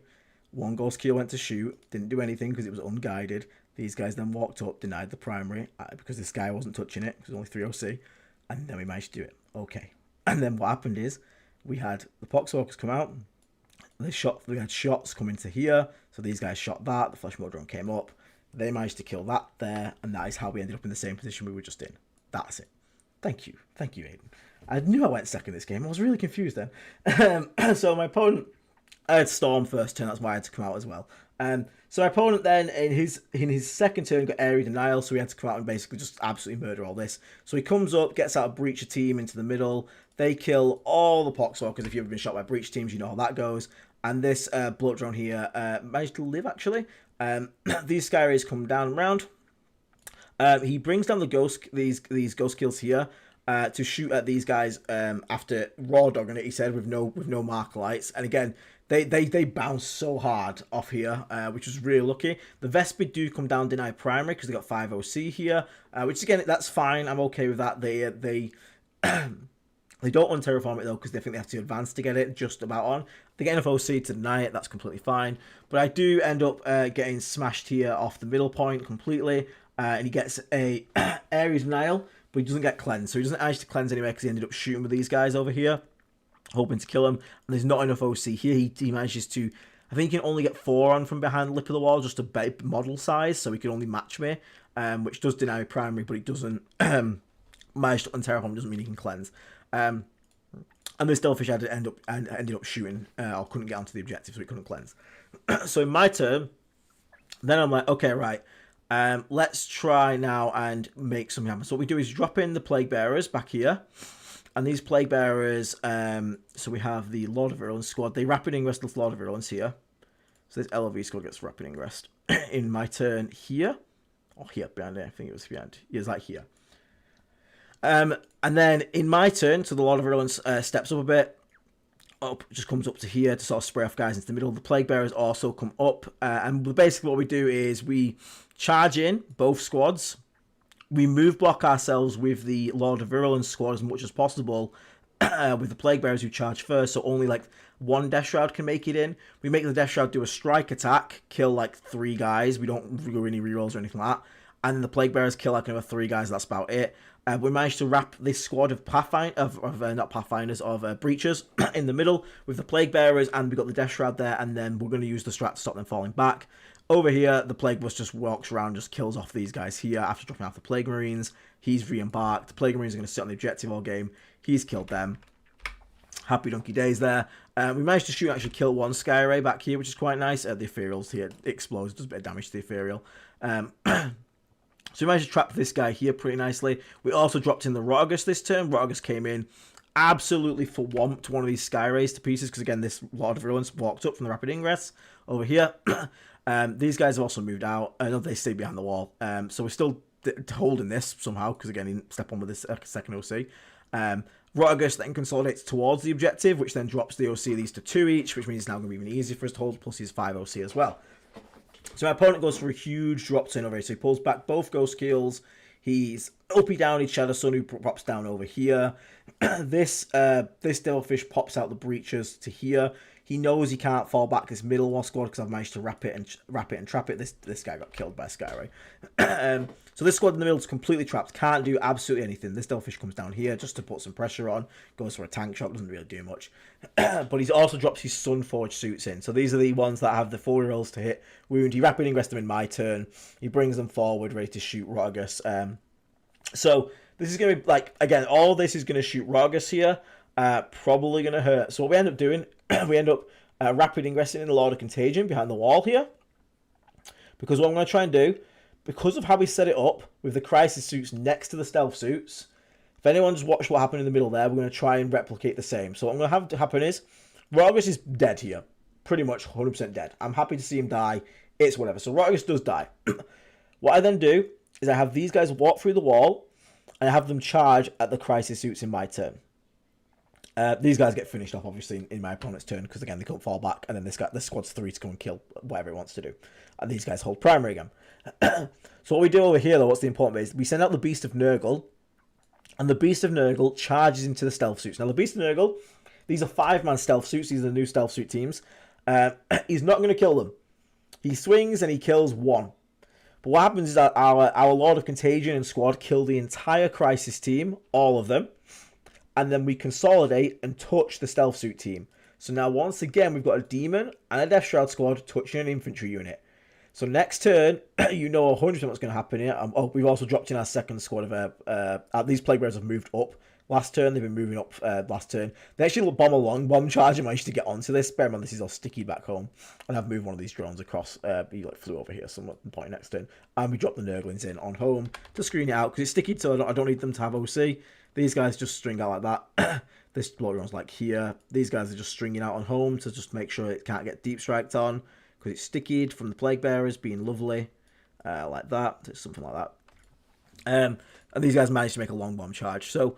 my opponent tries to fall back over here, fails it again because of the -1, his leadership 8, which is, again, massive. So now he's got 3 Death Shroud and a Lord of Contagion that can't be shot by his entire army. Like, they're all just staring at, oh, these guys killed all the breaches, obviously, in the middle. So this twice has happened. Twice my Death Shroud squads have been completely unable to be shot. Yeah, it cost me a Rogus, but, again, now, basically, in his turn, same thing happens. The Ghost Kills fall back and shoot because they can and I can't stop them. They managed to kill the spawn, finally go down from them with Shadow Sun's help. And the rockets from the Sky Ray do a bit of damage to the Plague Bearers, but not too much. They're still pretty healthy. They've got enough OC on the point. We then obviously kill this in our turn. That's dead. And now basically we have... sorry, in his turn we kill it, because again it's his fight phase. They couldn't fall back. These guys just come and absolutely whomp this Sky Ray to death over here. These 2 bloat drones and the Plague Marines here managed to kill this here. He did send out Carnivores. Bit stupid of me here. I could have just easily, like, not put my Plague Bus there. The Plague Bus could have just come here and shot the Vespid. But because I went here, he managed to come out, charge it, and then consolidate onto the point. So again, misplay from me. I still make misplays. Shouldn't have done that. Shouldn't have done that. So I do actually end up getting denied this point. But again, it's all still stickied. I ended up charging this Devilfish as well, which was stupid, like off the point. Just really, I should have just stayed on the point. It's Devilfish, who cares? I'll kill it next turn. So this goes bang. The Beast Nurgle chases these guys just to keep them annoying, just keep them falling back. These guys consolidate, and basically at this point he's starting to go real downhill for my opponent. He gets behind enemy lines and bring it down. He can uppy downy, so he just like puts her back here, pops a bloat drone for bring it down as well, and he gets behind enemy lines because this thing flies on in. Which is, again, it's fine. There's nothing wrong with that. Again, it's just happening. I get Sabotage and Secure No Man's Land. I actually end up managing to get Sabotage in his... Yeah, I drive this up here. So these guys ended up getting killed. I swung back and killed the one that was in combat. So then I basically killed the Thorns. This guy drives up, drops a Playcaster into his home, does Sabotage in there. Because again, Plague Bus is very versatile. You can just drop guys off, do action. So we get Sabo in there. I'm not going to get killed by an Ethereal. I really don't care. And if that Ethereal so much as moves, I will just Overwatch it. So yeah. And then the Lord of Contagion just then proceeds to come and kill another Coast Kill suit from like just again moving and charging in my turn. And at this point, it's basically over for him. Like, we've managed to keep him off primary all game, as we'll see in the scoreboard in a second. So if we check the scoreboard, as you can see on his primary, 4, 6, 6, 2. So he ended up getting 1 Terraform. I think it was the Kroot Carnivore actually down at the bottom. Managed to do Terraform one of them, or it was one of the Ghost Keels possibly. I think he when he came in that big turn with the Crisis suits, the two Ghost Keels, Shadow Sun. I think when he killed Rotogus with just the Crisis suits alone, he ended up terraforming, so that's where he got his 6s from. But again, part of that was no primary. He didn't even hold home in the end because that Playcaster then just killed his Ethereal and took his home objective. So yeah, I mean, it was all about primary. Like, again, if you look at his primary, 18 to my 50. Like, secondary-wise, he's 33 to my 38. So, still, like, both kind of close on the secondaries. But it's all about primary, this list. It just bullies primary super hard. So, day 1, we're real happy. Bullied people off primary pretty well. The list got some tricks. Stopping people falling back is broken. Really, really good. So, we got our pairing and we got Admech. Admech, Sam Boardman, who plays the same team as me, Halo Screed Battleclade. This is horrendous looking. I look at this and I'm like, shit, this is real bad. It's Admech, which is really strong at the moment. So I'm like, okay, he's got like a metric ton of things as well, which don't make it any easier. We've got tons. I think there is, well, how many squads is there? There's 25, 35, 55, 60. There is 80 toughness 4, 5 vulnerable, 2 wound models. 80. On top of 4 chickens, and then a bunch of destroyers as well, and Belisarius Call, so they have O for moment. So we get Lynchpin.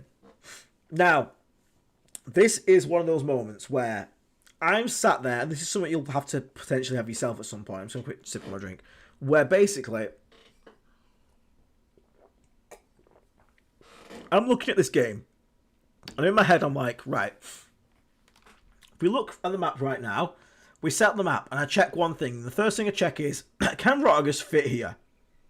The answer, even though the little marker might not show it, is actually yes. There is a perfect little nook here that a Rotagus can fit in. And his entire list outside of these ranges is OC1. So I'm like, okay. How do I beat Admech? Well, the only way I'm beating this army, because he's got so much stuff on the table, is by beating him on primary. It's the only way I'm winning this game. So the only way I'm going to beat him on primary is by making sure he doesn't hold anything and being super aggressive and just trying to keep him back as long as possible. So I'm in a position where I have to make I have to make a decision in my head. I either play for the tournament win and play to my only win con, which is to go first, be aggressive, hope he has a bounce turn, and then use Rotagus' high OC aura to basically just bully him. Or we play it safe, we lose the game, but we get a decent amount of points out of it. Because the problem is, if I bet on going first and go for the first plan but end up going second, we're looking at a very, very bad loss. Like a horrendous loss. But Momo didn't raise no quitter. So we banked it all on the play. So this time in reserves, we did not put a Rotagus, we did not put a second unit of Plague Bearers. It's Lynchpin. The home objective is worth fuck all. So we need to make sure we're holding the ones in the middle. The only thing we put in reserves were the Death Shroud Terminators and a single unit of Nurglings. Everything else is on the board, baby. And as we're deploying, we drop our first squad of Nurglings 9 inches away from his deployment, just in a massive line like this. I know it's obviously 5 there, but just bear in mind, the size is kind of like aren't representative. So 9 inches away from his line, we go, cool. Plague Bearers on home. Plague Bearers up here, who are going to move in advance and just try and get into here on turn 1. We're going to have our Plague Bus chilling down here. Sticking out a bit. It is what it is. We're going to risk things. Bloat Drone number 1, Bloat Drone number 2 down here. Fetid Bloat Drone, sorry, that's up there. Bloat Drone number 2 with a HBL drone. Now, our opponent's put his Destroyers in reserves. He's put his 10 Flamer Birds in reserves. I think it's all of his birds par 5-man, which is like here, 5-man in reserves there, and 1 10-man back here. Chickens here, chickens here. Sam knows what he's doing. He's trying to bait me out with these chickens. He's trying to bait me into a shooting contest, but I'm going to take this bait because I'm an idiot. Plus, again, I need to get aggressive. I need to try and get damage onto him, try and do damage. So, Rangers on home, Belisarius Call here. 10 Rust Stalkers, which will 100% one-tap my Death Shroud. Another squad of 10 down here. 10 infiltrators on the point, 10 more infiltrators in the middle, 5 more infiltrators somewhere over here somewhere. So, realistically, I put 10 Poxwalkers in the middle as well here. We put everyone else on the table. And then, sure enough, last play, we put it down, we put the big man. We put him on the line at the bottom. We're going to bomb it to our opponent's natural objective. We're going to absolutely bomb it there. It's our only hope of winning this game. It's going to work. It has to work. So we roll the dice, we roll a 5, and he rolls a 5, and my heart stops. And we re-roll, I roll a 2, and he rolls a 2. And we re-roll, and I get a 4, and he gets a 3. So we do end up getting our first turn. Now, that does not mean we've won the game, but it means we have a chance to win the game. But we get first turn. So the first one we get is Sabotage and Secure No One's. I've also got my Beast and my Chaos Spawn, who are here. Let me just grab them a second. Sorry, I keep doing this. Oh, you remembered your size. You guys are just here behind the line. So these guys, again, they could scout back behind this building over here, or they could scout aggressively forward, which they do. So they scout aggressively forward, they go blop, blop. And The Poxwalkers literally move and advance and make a line out here. They roll a good thingy, good advance. The Nurglings move up here. Now the cool thing is, we took -1 to hit here this game because again it's all getting vulnerables. Our AP literally does not matter. But again, we make sure these guys are within 7 of each other, so that these Nurglings are also going to get the contagion. And we just make a goddamn wall. We make a wall here, wall here. Rogus bangs a 6 on an advance and comes flying up. Not hidden just yet, but he's just there. And his aura is now making all these infiltrators OC 0. They can't do anything. They're strength 6. They are wounded on 6s. They're now OC 0. All his infantry is now going to be OC 0. So as long as Rogus exists on this objective, he holds it. Unless he's dead. So, big up Rogus. This Rhino comes flying out to here, chills behind this wall. We line up our shots onto these chicken walkers. We managed to kill one of the chickens, which is pretty nice. The Nurglings obviously walk forward to get ready for charging, because we were 9 inches off his deployment. The bloat drone even moves up, just getting super aggressive. These guys have advanced up. We're just trying to be aggro as fuck. Try and get our opponent to come out and do something. And just try and keep on top of his primary and make sure that we at least are going to hold a turn of 15. Because right now, if we hold as we hold in here, we're going to get 13 on primary. Because we're going to get this top one here, this bottom one here, and then home. Which will give us 13 points. So that's going to be big. And it also could potentially mean we snowball to lead him to a 3-pointer. So we make our charges up here. We go blap, blap, blap, blap, blap. Up here, tag this stuff here. These guys can't charge because obviously they advance the Poxwalkers, but they're making a nice wall. We kill like 2 birds. They kill like 1 bird or something. Like, it doesn't matter. We don't lose anything in return. And then it's our opponent's turn. So we make sure that these guys, these Nurglings that couldn't base to base, are trying to take up space to block the chickens, getting good line of sight.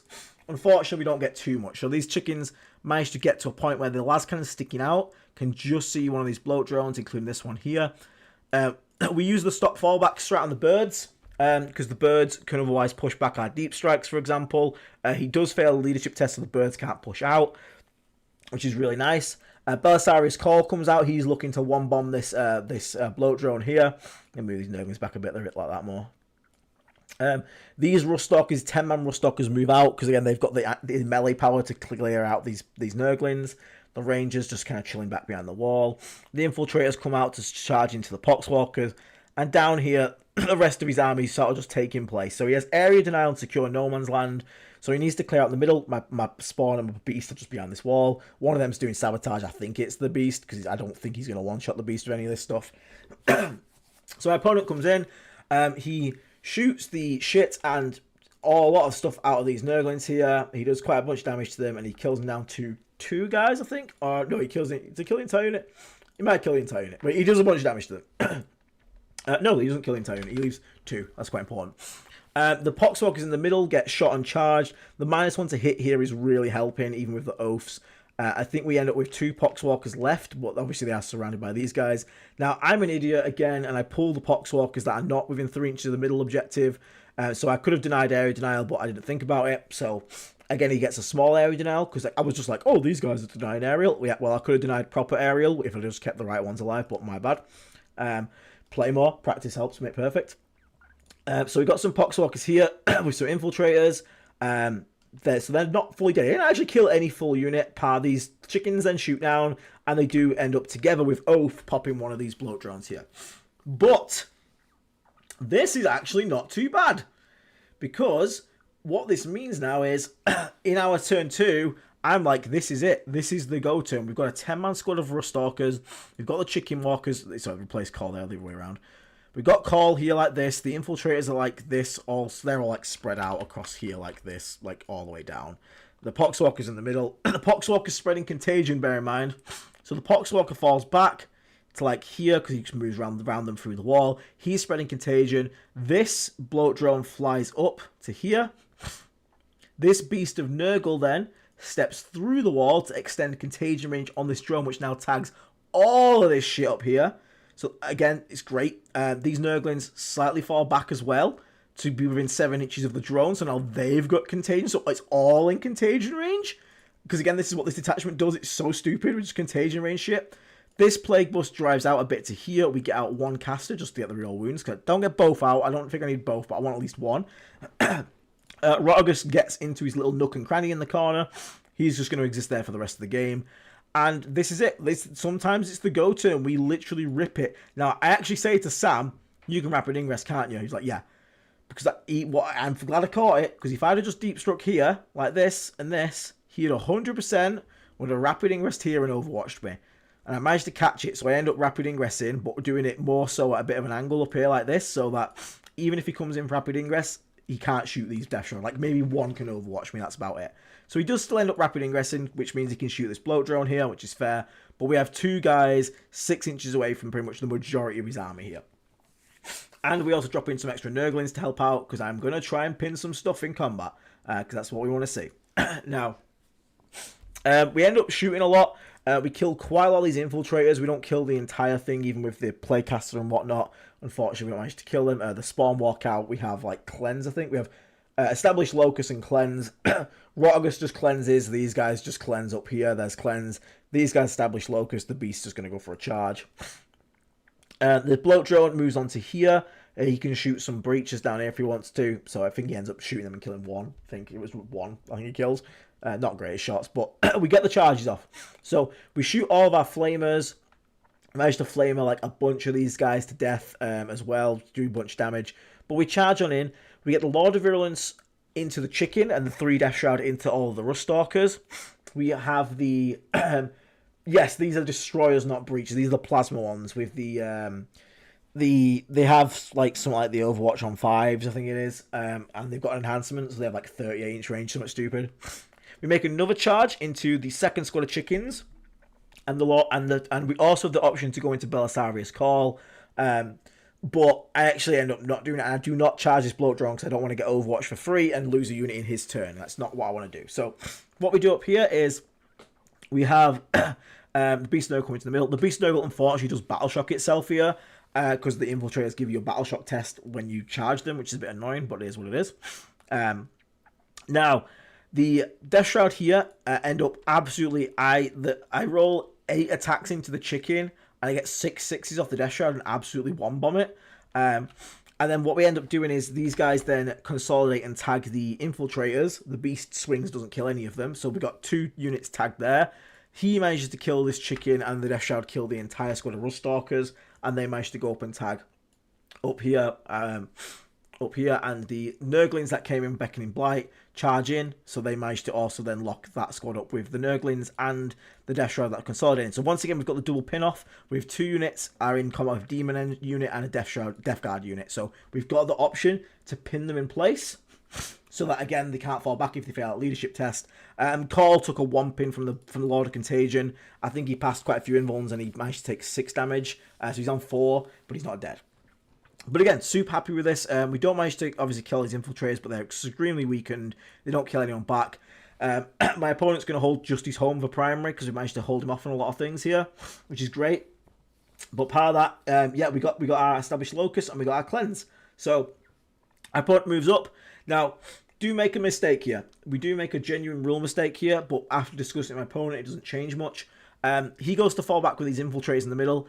I pay a stratagem to stop him falling back, and he fails it. Now, I shouldn't have been able to use a stratagem because, one, I kind of forgot the Beast of Nurgle's Battle Shocked because, again, it's Battle Shocked in my charge phase into him, so it's very unusual timing. But also, I genuinely thought the stratagem targeted an enemy unit when it attempted to fall back, but it does not. It targets the demon unit and anyone that tries to fall back, so you can actually trap multiple units potentially, which is actually better than I thought. But it does mean that I wouldn't have been able to do it here. So mistakes hold up. But what ends up happening anyway is that the birds up here, they can then fall back. So these breaches still end up shooting a Death Shroud squad and killing all the Death Shroud part of the character. The character lives on 4 wounds. So all that would have happened is I would have still had a full Death Shroud squad up top here, and the Death Shroud from Lord of Contagion would be gone. That's the only difference that would have happened. But it's good to know future. These things happen. First time playing the detachment. My opponent Sam's completely chill with it. We discussed it. He messed up a rule as well as his, so it's fine. We're all good. It's just good to know future. So what ends up happening is he ends up shooting this Lord of Virulence down to just being a Lord of Virulence up here. All the Death Shroud die from all this plasma here. The birds walk through. They kill the squad of Poxwalkers and just get a move, shoot, move. And then these guys all move through. all these these infiltrators move through. I overwatched them and killed 5 on the Overwatch, I think it is, which is kind of disgusting. All these guns shoot and do nothing. He brings down another 10 guys to shoot. This guy does nothing. He's all strength 3 shooting, so he's 6s to wound a Marine, which feels really weird. But but yeah, that happened. Obviously, then we finish off this guy in combat here. Call tries to run away a little bit as well. But again, none of this objective can be held. It doesn't matter how many guys he puts in here. Rogue is holding this objective. So still, again, we're on objective holding duty here. We're just holding objectives. We're just going, cool, this is mine, this is mine, this is mine, this is mine. Literally constantly. Just cool, I hold this objective, cool, I hold this objective. So we got 15 on primary this turn, because actually this Chaos Spawn are alive. So we hold all 3 objectives this turn. So our opponent's been on 3-3. Now, on his second turn, he actually had Sabotage and Storm Hostile Objective. So he actually doesn't end up doing Sabotage. I retroactively say it's fine if he wants to do it somewhere, but he just, again, he's like, where can I realistically do it? Because if he does it here, I'll just come out and kill him. If he does it in here, Rogus can come through the wall and kill him, maybe. But if he got to do it, it's fine.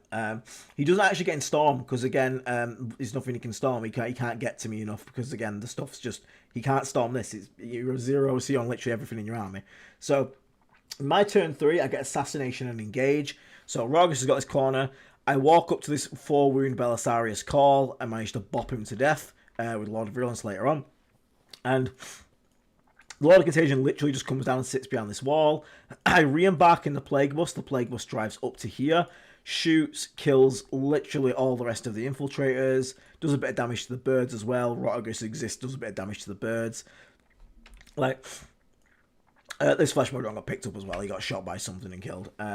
So at this point, like, again, we're still really happy because we killed another full unit here. The birds, I think, got charged and killed and then consolidated back onto the objective. But again, we're still holding him to 0 on primary because, again, Rogus exists. He's got nothing in the middle. He can only hold his home, and it's linchpin, so it's only worth 3. Belisarius does go down. Lord of Virulence just is up there now. So at this point, Sam goes for a full like commit into it. So he brings the breaches down to here. The birds move up. He's like, okay, bring in all the birds. Up here, we bring out everything that he's got left up here to kill. He grenades this guy or something with the birds. I think they have grenade keyword, kills that. And then he wants to pop this rhino, have my playcasters get out, and then have the infiltrators charge, kill them, and then potentially just, you know, get some kills back and try and claw the game back from there with the destroyers. What actually ends up happening is the destroyers, with their 30 plasma shots, with lethal 5s, shoot a rhino, and give me 4 saves. And then, because he's not got oath anymore, remember, because Call's dead. And then, so this is his turn 3, he shoots my rhino, gives me 4 saves, that's it, so it wasn't a great roll from him. And then out of those 4 saves, it's a 5-wound rhino, bear in mind, so I'd have to pass 2 of them to live. I pass 3 of them. I roll 3 6s. To which then, he then shoots all the strength 3 guns, 8 doesn't manage to kill it. So now this thing is alive, which means he can't get to the guys inside it. So Plague Bus is now staring down all the rest of his entire army. And at this point, Sam actually basically says that's game. And just basically, yeah, concedes there. Because obviously, what happens next is Rotagus is now free to, like, these guys die. Rotagus comes up. These guys die, manages to, like, start getting into it, and then by the end of the game, like, he's basically just got these left on his home. So it actually ends there, realistically. Yeah, felt a little bad on that one. But again, we saw that out was the only way to win, by just abusing Rotagus's broken ass aura, and it is broken, as you can see. Like, again, if people haven't brought OC, it's really daft to just sit in this corner. And we went for it, and we just, again, used aggression, tried to trap some things and fall back. Because again, if this guy couldn't have done it because the Beast Notes Battleshot would have just done it up top anyway, from the Nurglings onto the birds, they'd have also failed it, because the -1s from the icons are really good. And the same thing would happen. You just added this squad would have been left to a Lord of Contagion, and up top would have had a full squad of Death Shroud, which would have gone taking his home, so potentially even worse for him. So, yeah, I mean, I won't lie, it felt pretty good. Obviously, to go against the meta sort of like army of the month and just smash it. My rolls were a bit fire when I needed them to be, and Sam's were a bit unlucky when they needed to be. I will deny that. There was definitely like a bit of a bounce on his turn back. Yeah, I think that maybe the destroyer's on the board from the start. It just stops that early aggression. Also meant, like, again, if they were like deployed like here, they could have come down and shot Rotigus, who deployed on the line if he come through. He'd have had that one turn to try and kill Rotigus because he could have brought these through, both chickens down and shot him. Because Rotigus was the biggest problem, and Rotigus thankfully got ignored for a lot of it because, again, Rotigus just looks like he's sitting at the bottom and not really doing any damage to you, and all the rest of it's doing the damage. But again, Rotigus was doing the real work. By just existing, saying, hey, you're never going to hold this objective because of -1 OC, take it to 0. I hold the rest, and especially on Linchpin where your home's not even worth much, as you can see, it was 3-3-3-3. Like, 4-3 is all he got. And because we managed to keep holding it and keeping the aggro up, we managed to get the 15. So, complete primary bullying on this list, which is what it's meant to do. Which brings us to our final round against Aspect Host Eldari. Now, do bear in mind, in the last game, if my opponent went first, it would have gone horrendously bad. Because he probably would have jailed me. But sometimes, that's 40k. Sometimes you get a parent, you look at it and you go, this is my only way to win.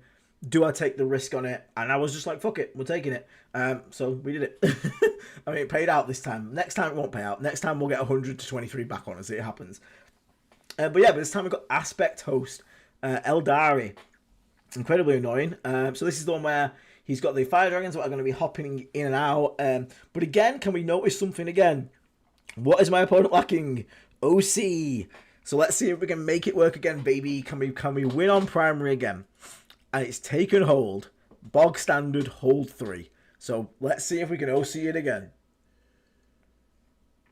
So once again, I know I kind of hope I go first against this guy. Now, he kind of wants to go second because it's taken hold. Naturally, people want to go second and taken hold because last turn you can guarantee 15. So in a way, I also kind of want to go second so I can play safe and then just take and hold 15 at the end. Because the problem is if you're going first on take and hold, you have to be aggressive. You cannot sit back because, again, they've got that guaranteed 15 at the end of the game. You have to be aggressive. You have to smash into them. You have to keep them off primary, basically. You have to dominate primary. So I have a list for it. I have a good list that can do it. The problem is going to be, like, again, can I get there? So deployment comes along. We get first drop. And we slammer jam these Nurglings down. We are like, here comes the wall, baby. So again, we do our 9-inch bullshit thing off the wall. I'm just going to quickly grab some Cavagna just to, yes, my dice were stupid. They were very stupid in that final round. They were a little bit daft. Let's get some Cavagna 1 second.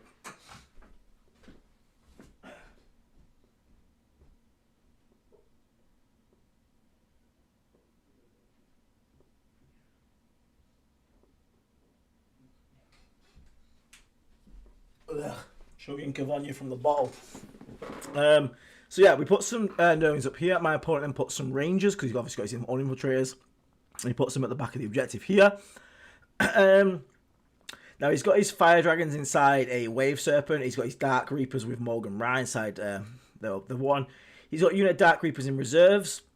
And I think everything else on the board for him. I have the usual reserves, so I have Rotigus in reserves. I want to attach my Death Shroud, that's why there's Death Shroud on this picture.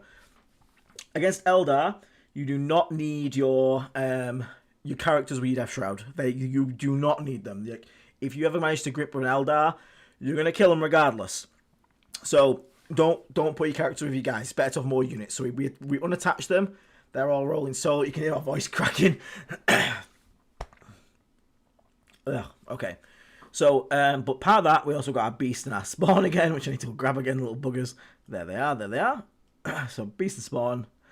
So yeah, we've got quite a lot in reserves, so it means we're also going to have to be aggressive because we don't want to get put out of the game by early pressure. But again, we have a Plague Bus, which means if our opponent does try and put out a load of 5-mans to screen us out, that Plague Bus could separate into 3 units, and each one of them can kill a full 5-man. You got, 2 Plaguecasters that can kill a unit each, and then the Plague Bus can pick up another unit, plus we've got a Flesh Mower Drone. So if our opponent does go first and does get super aggressive, we do have the means to fight back. So, we put down our... sorry. So we have our Beast of Burgle. We actually separate them up this time. So we have Chaos Spawn up here at the top, the Beast of Burgle's down bottom. The reason because my plan is to try and secure this bottom one, because he's going to play around this big L here a lot, which means this here is super dangerous to try and hold. Like, this is his biggest staging point. This is super dangerous to hold. This one is safer. So I'm going to try and play for this bottom one, deny this one, and then maybe try and hold middle at some point if we can. Morgan Ra is inside the Wave Serpent, being absolutely terrifying. Yep, if it's any form of elf, yep, just whack him, just separate him. You don't really need him in the squad. Just keep him separate. You do not need him to kill elves. We end up then putting down... Plague Bus actually comes to the bottom here, because again, the firing angles, he can't get to them. If he wants to turn one, come and Fire Dragon down here, that's fine, because I'll pop the Wave Serpent and I'll kill the guys inside. So he's not realistically going to do that. Plus, I think he'd still need a ridiculous roll to get all the way down there. He's got a Howling Banshees up here somewhere. Lycus and the Warp Spiders doesn't fucking matter where they are, because they move like a bajillion inches anyway. He's got some ranges on his home objective, some ranges up here. Morgan Ra's in the transport with the Dark Reapers. He's got another unit of Warp Spiders over here. Unit of Warp Spiders over here, because again, they just teleport everywhere anyway. Jane Zara is over in the main building. More Swoopy Hawks, more Swoopy Hawks. So he's got quite a lot of Swoopy Hawks. Now, we put our bloat drones were kind of central. Like this. We had a unit of Plague Bearers on our home objective, as usual. We had a unit of Poxwalkers actually end up being... I think they were... Yeah, they actually just stayed sort of central. Yeah, they stayed like here. Kind of kept them back. You don't always have to use Infiltrate, bear in mind. You don't always need it. And then we had the Fleshmower Bloat Drone, again, just sort of chilling around in this bit here. Because, again, there's no real line of sight. So kept him nice and far back just in case, but he's just going to go sort of chilling there. And then the rest of it is all in reserves. So I end up getting first turn, and I get Extend Battle Lines and no prisoners. Extend Battle Lines is fine, no prisoners is not. So we have these spawn come up to here, and they need to go and get onto this objective up here for extend, and sort of down here as well. So what we do is we end up having the Nurglings go to make their wall, because again, Jane Zara and stuff can't go through Nurglings, which is great for us, which is like cool. These guys go make a wall up here, like this. And then again, because I was debating keeping these Poxwalkers back, I was debating what I wanted to do. And I heard Don Hooson in my back of my head saying, be aggressive. And I heard all the other guys from the DRP say, be aggressive. So we said, fuck it, we did. And we launch out the Poxwalkers as well with an advance, and we just take as much room as possible. And I'm just trying to force him to come out and do something. He can only hop back in a transport with one unit, so we're just going to chuck out a load of stuff. This Beast of Burgle moves and advances through. This Plague Bus actually drives to here, just so I can see these guys and shoot them to death, because we got no prisoners, we might as well. And everyone else just sort of takes position. So this guy moves and advances up here. These guys move and advance behind this wall to hold that, to try and make him send some stuff out. But part of that, again, we're going first. We got to be sort of like aggressive here. We've got to do some things. So yeah, we're kind of just going to do what we do. So in our we get our extend battle lines, and we do kill these rangers for no prisoners, which is really nice. So yeah, we managed to kill some of those. Now my opponent's turn, he ends up going with the so he needs to sort of kill a thing. So he warp flickers jumps one of his warp spider bullshitters. I hate them. Behind here, onto the point again.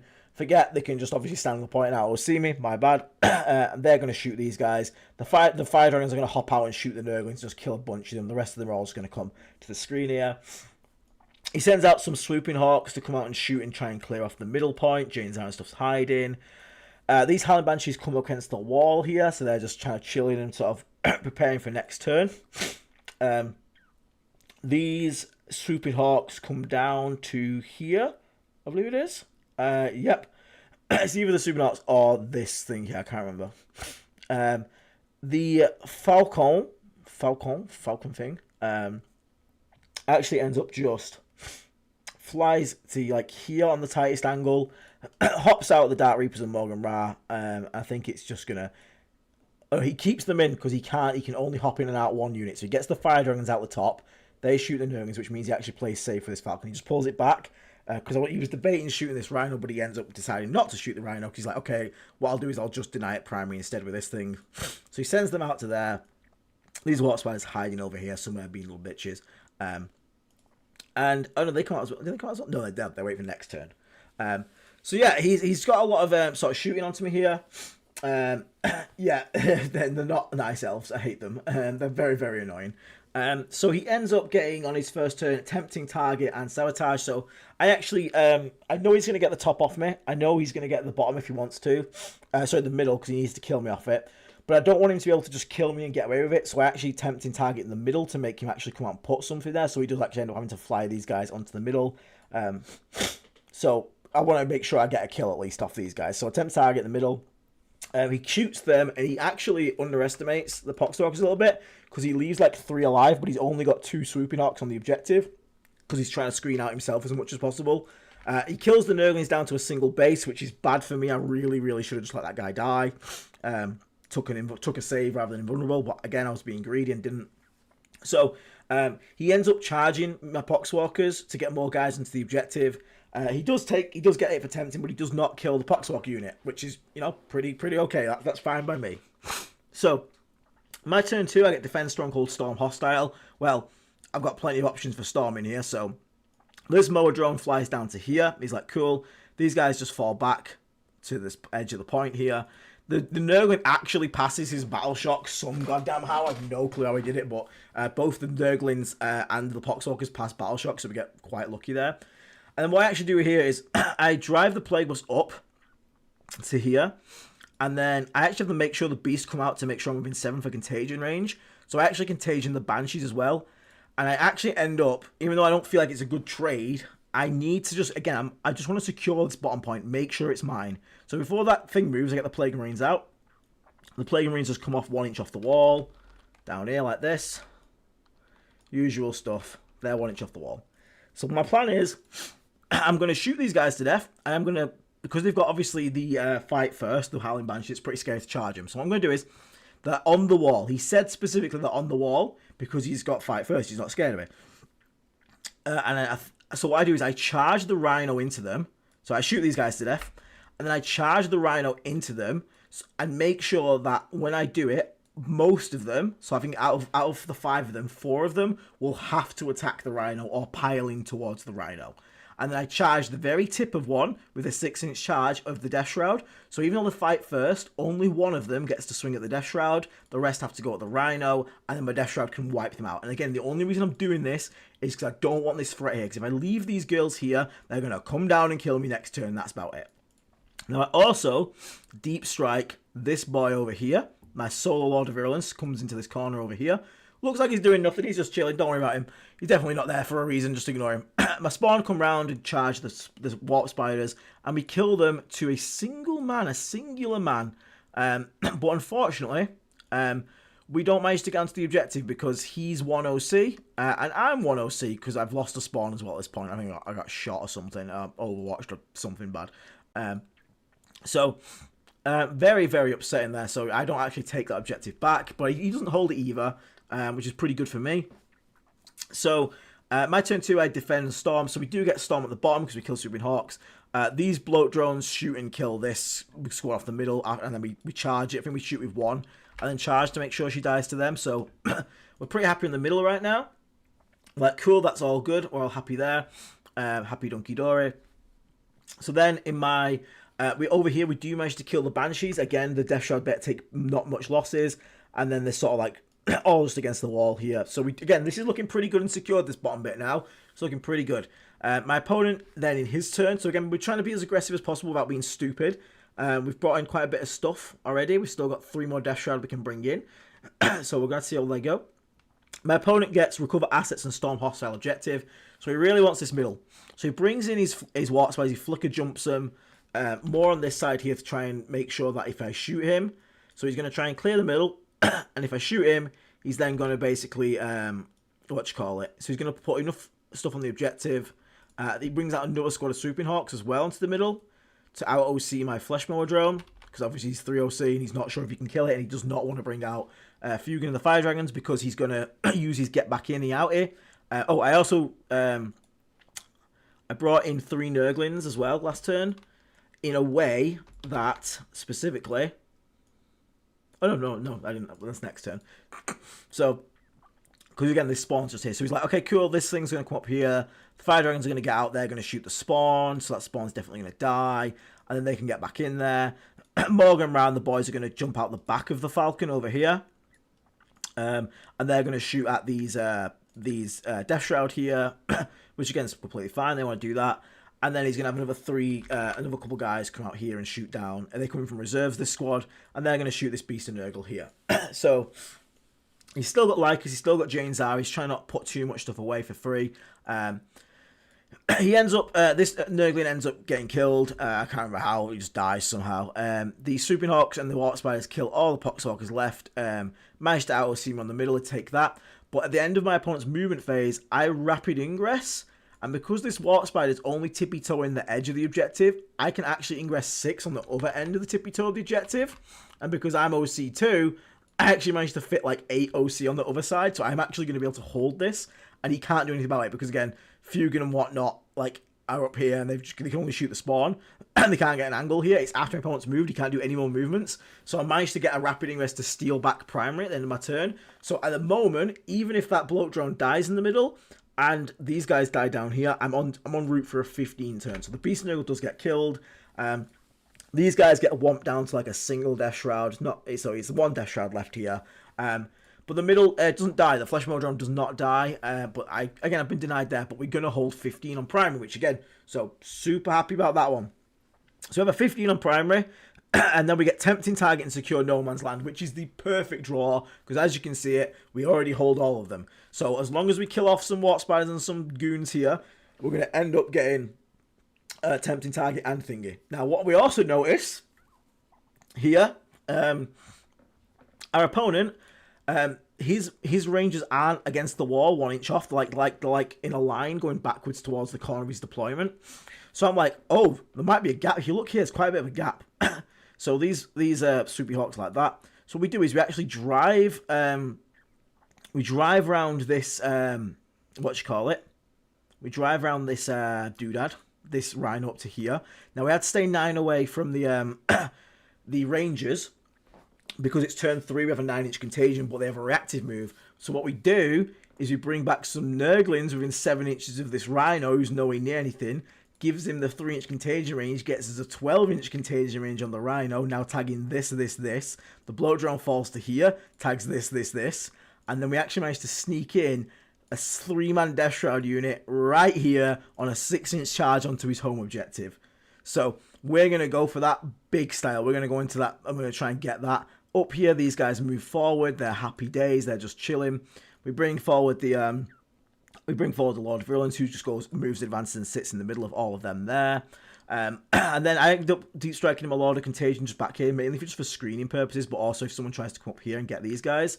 Now I have paid a CP as well, and I've brought back my Nurglings, and I deep strike them. Again, I can come 6 inches away. This guy's back inside the transport. And I make it in a way that basically they take up the full space where that Wave Serpent could land to get any angle on my objective here. So just like this. So even if this could move its max distance, I made sure its star engines could not finish an inch away from the back Nurgling. So this thing cannot come this way at all. It could potentially swing all the way around here if it wants to, but then again, the Lord of Contagion can come out, say hello, and kill it quite easily. So as you can see, this guy's having a bad time now. So so our Nurglings have come up there. We've got a 6-inch charger from the middle. Our bloat drone stuff starts shooting and clearing out the middle bit here. So we go clear. The Plague Bus gets some shots off as well, helps out clearing these. I think you leave like a single Warp Spider alive. This one gets picked up by something. I think you just charge through a Plague Bearer or something. Then we make the 6-inch charge onto his home objective. We manage to kill all of them. And we manage to hold him to 0. This guy comes and charges a Falcon and just tickles at the front of it for a bit. But we managed to hold him to a 0 primary for a turn because we managed to do those contagion tricks, again, that people don't understand. They think they're safe with a reactive move, and then suddenly you got 12-inch contagion, dropping him within 6, charging. So we hold him to a 0 on primary, which I was really happy with. Now in his turn, he's mad. He's got no prisoner behind enemy lines. So this guy flicker jumps just like here to get behind enemy lines. I think he gets that pretty easily. He gets something else to come in and do it as well. He's got the one for behind, yeah. He also gets no prisoners. So he decides this is it now or never. He brings down the Falcon here. He's like, right, the Falcon's going to hop out the Fire Dragons. They're going to pop this thing here. They're going to pop this Rhino as well. They're going to double kill both of that. These guys on home are all going to shoot. So Barry off the Dark Reapers, the other Dark Reapers are all going to shoot these Death Shroud here, the Falcons. The other reason I tagged the Falcon is you can't fall back and disembark. So it means that this Falcon, even if they were inside it, it can't fly down here, disembark and shoot. If it moves this way, they can't get out of it. And it doesn't have fire index, so it keeps it there for a turn. Jane Zar and co come flying down to kill my Plague Marines down here. So it's like, oh no, these Plague Marines are going to die. So his entire goal this turn is, I can't take you off the top. He says that himself. He says, I can't take you off the top. Lycus and co jump behind here to try and kill this guy off. And also for a charge into the Plaguecasters if she wants them to, after they blow up the Fire Dragons. So he concedes this top point to me. Moves all his stuff out. End of his turn 3 movement. I rapid ingress 9 inches away a Rotagus right here to just tippy-toe the objective, which means that even if these Howling Banshees charge, kill every single Plague Marine, and consolidate onto the point, they're OC0. So I'm going to hold 15 again, baby. And these Fire Dragons are all in range to shoot these two, so if he also wants to split fire and try and kill a 22 wound Rotagus with a 4-pin vulnerable as well, it's probably not going to happen. So we're just focusing purely on how do we keep us on 15. How do we keep us high? So we rapid ingress the Rotagus. It's going to shut down this play. So the Fire and shoot, pop, pop. The Playcasters come out. One here. Just doing Playcastery things. Derpy, thank you very much for the $10 super chat, mate. Really, really appreciate it. Thank you so much, man. So these guys hop out the back of the transport here. The Falcon doesn't actually end up killing this Death Shroud here, and neither do these. These shoot and drop it down to one guy, so I still have one guy alive, so they have to charge me now. The Rangers have just, they're just going to come up with some Nurglings or something like that. Now, he does not, so Jane's Arm makes this charge here, absolutely kills all the Plague Marines, but again, as we said here, it doesn't matter, she consolidates to the point, she's 0 OC, I still hold it because of Rotagus. Lycus actually, because she really wants to free this Falcon up, charges up this way and just blends that last guy there, so he is dead. The Dark Reapers and Morgan Ra charge. One squad charges in Morgan Ra. He fails to kill him, and then the single Death Shroud proceeds to kill 4 Dark Reapers back. Just kill 4 of them back, so it's just Barry and Dark. He's still got 2 OC, so he's still going to out-OC me on it, which is a bit annoying, but I've only got 1 guy, but still. So we come into my turn 4. I've got another 15 on primary because Rotagus is the boy and held the 15 again, so we had another 15. So then what we do is we go, cool, right, okay, at this point, they're back inside the transport as well. So this waves some there, so I'm like, okay, cool, can we try and pop it? So we have these guys fly up. We put one to the point, we put one there. Now the reason I put one to the point is because, again, if these Firings live and get out, I want to make them split fire as much as possible, because the more they split fire, the less chances they have at killing something. So, Lord of Contagion comes and whomps this guy. You don't need me to explain that to you here. Rotagus pokes his nose around here and flames this girl squad, gets them quite low. The pistols fire away and kill like another Dark Reaper up here from the Sergeant. We shoot 1 bloat drone at this thing here. We managed to damage it, but then it has the reactive mute, which I kind of forgot about. Just comes to here and chills. The Playcaster moves through this way. I couldn't move that way because I'd get overwatched by Lycus. So the Playcaster 1 moved this way and shot the Banshees. Managed to kill most of them. And the second bloat drone that couldn't see now because this thing reactive mute shot and finished off the last of Jane's R squad. So we've got 2 Playcasters here. They've got this doodad here, the Fire Dragon Prism thing. Up top, still super secured, so in his, he has another turn of only holding his home objective, because now he has actually got, you'll see on it, just past the battle shock. So he holds his home again, so he's had another 5 points, and then he gets Display of Might, bring it down, and he just basically has to push out everything now. So Firings get out, they come to basically split fire everything, they kill this guy, they kill this guy, they kill that bloat drone, they kill these, like, it's ridiculous. And they do a bit of damage to Rotagus as well. I think he takes like 6 damage, because he put like just Fugan in there. I did bounce Fugan shots, but I took the Exarchs. Lycus and co just sort of teleporting around a bit, sort of being aggressive, pushing up. And, but Rotagus living here, again, Lycus can't do anything. Even if she comes over, she's not going to melee him to death. She's OC0. She's OC0. They can't take it off this Rotagus. As long as Rotagus lives, He cannot be killed. She cannot out-see me. So again, in turn 5, he gets me another 15 because he exists. And again, they can't send all the 5 units down to deal with him because that one blow drone then, if that then lives, then I still hold 15. So in his final turn, he comes down, he sends everything to Rogus, kills the big man. Puts, I think in my turn 5, I think Rogus shoots and kills a couple of warp spiders, about it. The blow drone shoots, doesn't do anything. These guys fly over here. So he does end up like killing a lot of stuff on his final turn. But he ends up taking his 15 at the end, so he ends up holding his 15 at the end of the game. And he also got Assassination and Extend Battle Line, so Rogus is his character, plus the other playcasters. But that does bring us at the end to a 99 to 73, and it's all on the primary. Like, look at the primary. Our secondaries were 1 point off each other, 39 to 38. Can't stop Eldar scoring secondaries, they're too fast. But he couldn't hold primary, and Rogus scammed him and got us 15 twice. And the Rapid Ingress 6 got us another 15. And they were all tricks that only Tallyband can do. So, it literally... Tallyband, the demon units alone, won this game completely. Rogus got us an extra 15. The Plague Bearers got an extra 15. And that is the only way we managed to beat this list. We split out our units as much as possible. We just played primary, full focus on that. Every time we came to make a move on our primary, we tried to make a play elsewhere for it. Full focus on just trying to keep our primary up and theirs down. So I was super happy with how this game actually played out and saw the decisions and stuff. Like, I'm not trying to rub myself off or anything, but I was super happy with, like, every time he came out and went to do something, I was like, here's a counter, here's a Rapid Ingress, here's a demon to sort of say no. But yeah, that sort of does wrap up the Eldar game. So even though we didn't touch the Fire Dragons at all, we still managed to just aggression, just keeping aggressive. Finding that, and also again, Taliban can just do those tricks where you just suddenly make a gap, and managing to take him to a 0 primary for a turn was a real big deal, because from there on, unless he got 15, like, he couldn't beat me on primary. And again, if Elder has to push that hard, I can kill him, because they just die to a stiff breeze. So yeah, obviously, like, that then brings us to the end there.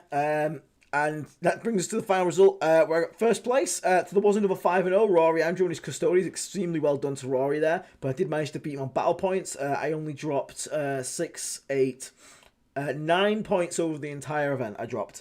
This list is so good for a toolbox. So good for primary. So good for playing that sort of like play style of dominating primary, toolboxy ideas, things like that. So I'm super happy with how it went.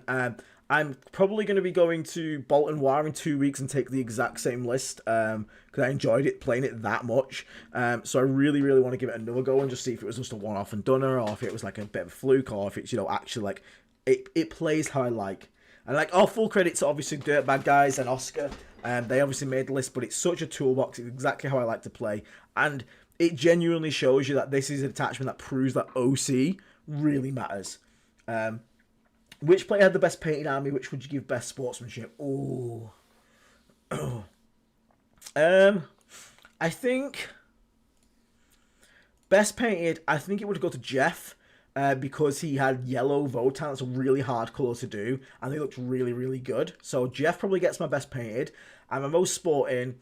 I probably shouldn't. I'm gonna say Sam, because he was very upset at his dice, but he owned it. He was just like, it's the way it happens sometimes. But he's also my friend, so I'm going to not allow Sam to win the award, because fuck you, Sam.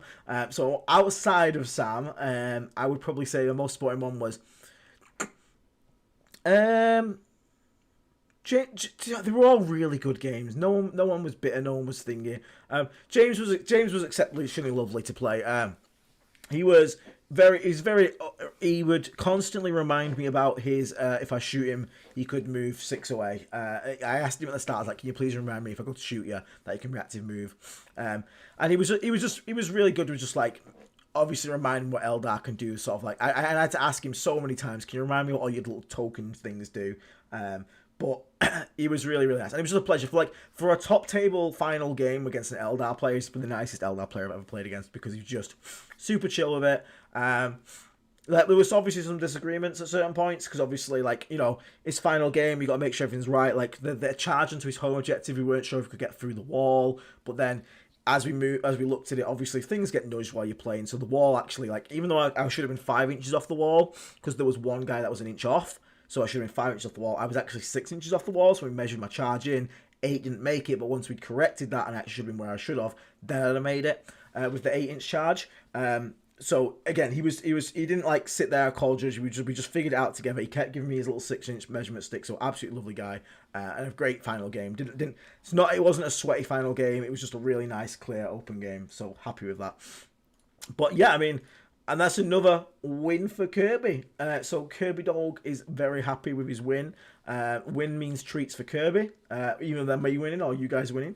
But yeah, that sort of brings us to the end of this one. Sorry, it's been a bit long. It's been like 2 hours odd, this event recap. They always do take a bit of a long time, but hopefully you can kind of see how I played it. The idea of being like just completely focused on primary. Like if we look at the primary scores, my opponent in the last game had 25 primary, 12 primary, 18 primary, 44, but that was Purge. That's the hardest one. Purge is the hardest one. And 25 primary. It's all about shutting down primary. Rogus, you are overpowered. Do not nerf that boy, though. And OC really matters. And these little Plague Bearer dudes, these guys are absolute legends. I had to borrow a lot of demons from Will to make this list, but I've been painting my own. Try and make it work. And I would love to take them to Bolton and try and redo the same thing. It also just catches people out because no one plays against it. No one knows what it does. It's a very weird list. You look at it, it's very unassuming. It's very, very unassuming as well. Hey, there's a big man himself. Mr. Derek is in the chat who made this list. So full props to him on this list.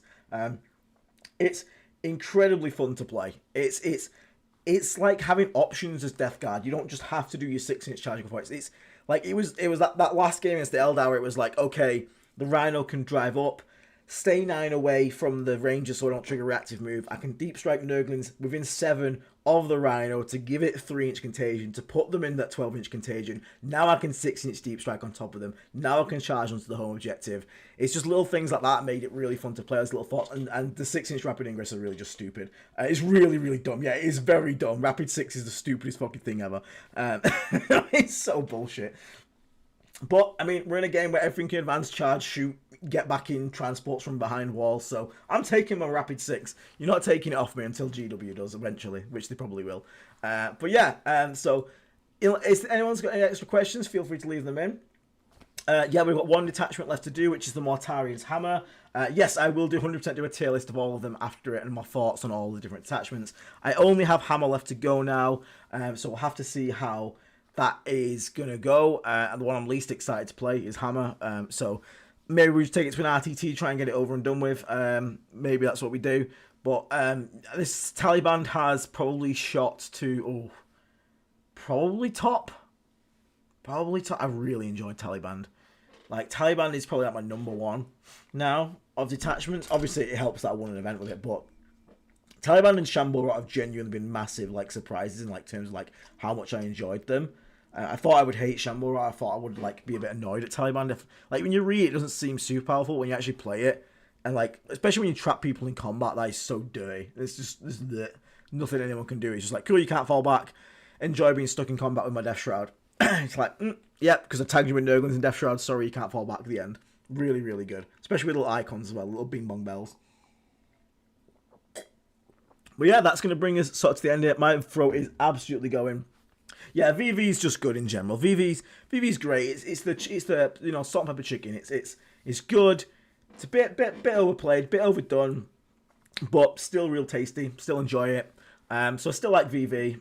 Champions I actually enjoy quite a bit, although I just feel like Champions a bit fiddly for the results.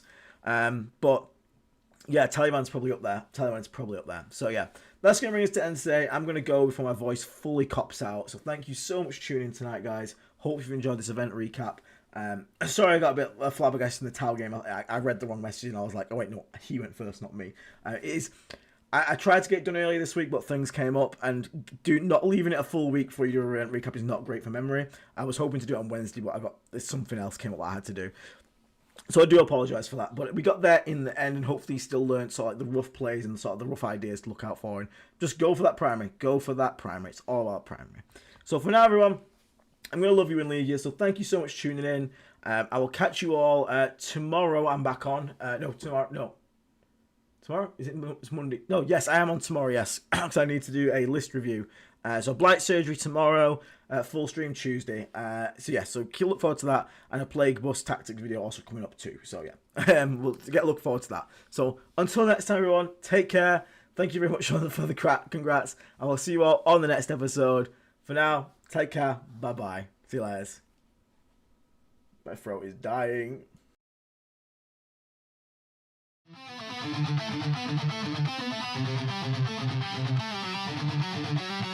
In the void, where the warp winds howl, a fleet once noble, now destined to fall. Great wardens stir, betrayal takes shape, Typhon's whispers, sealing their fate.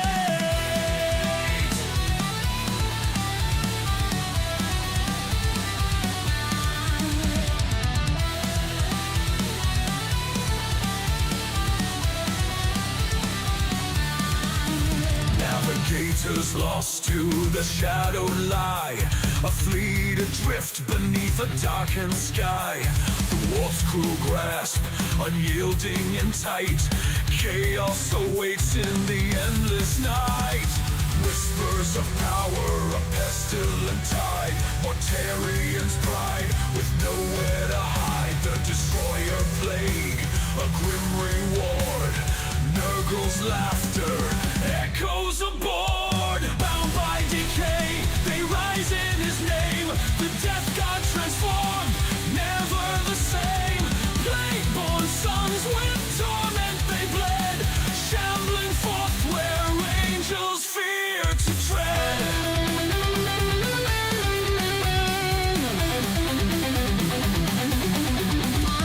Mortarian stands, his sons by his side. Through agony storm, their oaths collide. Grandfather's hand, the pact is sealed. The legion reborn, their fate revealed. Lies in the armor, rot in the soul. A Primarch remade, his heart grown cold. In terror's shadow, their war drums beat. Pestilent warriors, no chance of retreat. Through breach and ruin, their banners fly. With death's embrace, they'll never die. The Lion's Gate, where hope was torn. Jagged-sized blade meets the Plague-born.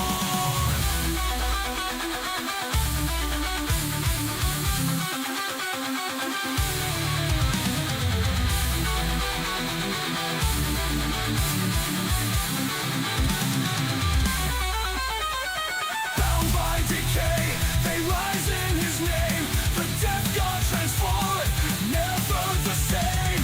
Plague-born sons with torment they bled, shambling forth where angels fear to tread.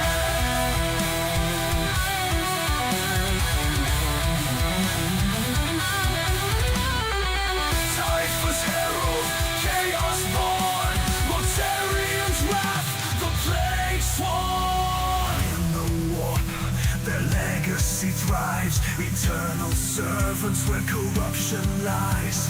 Mortarians fall, Typhus ascends, the death god song, it never ends.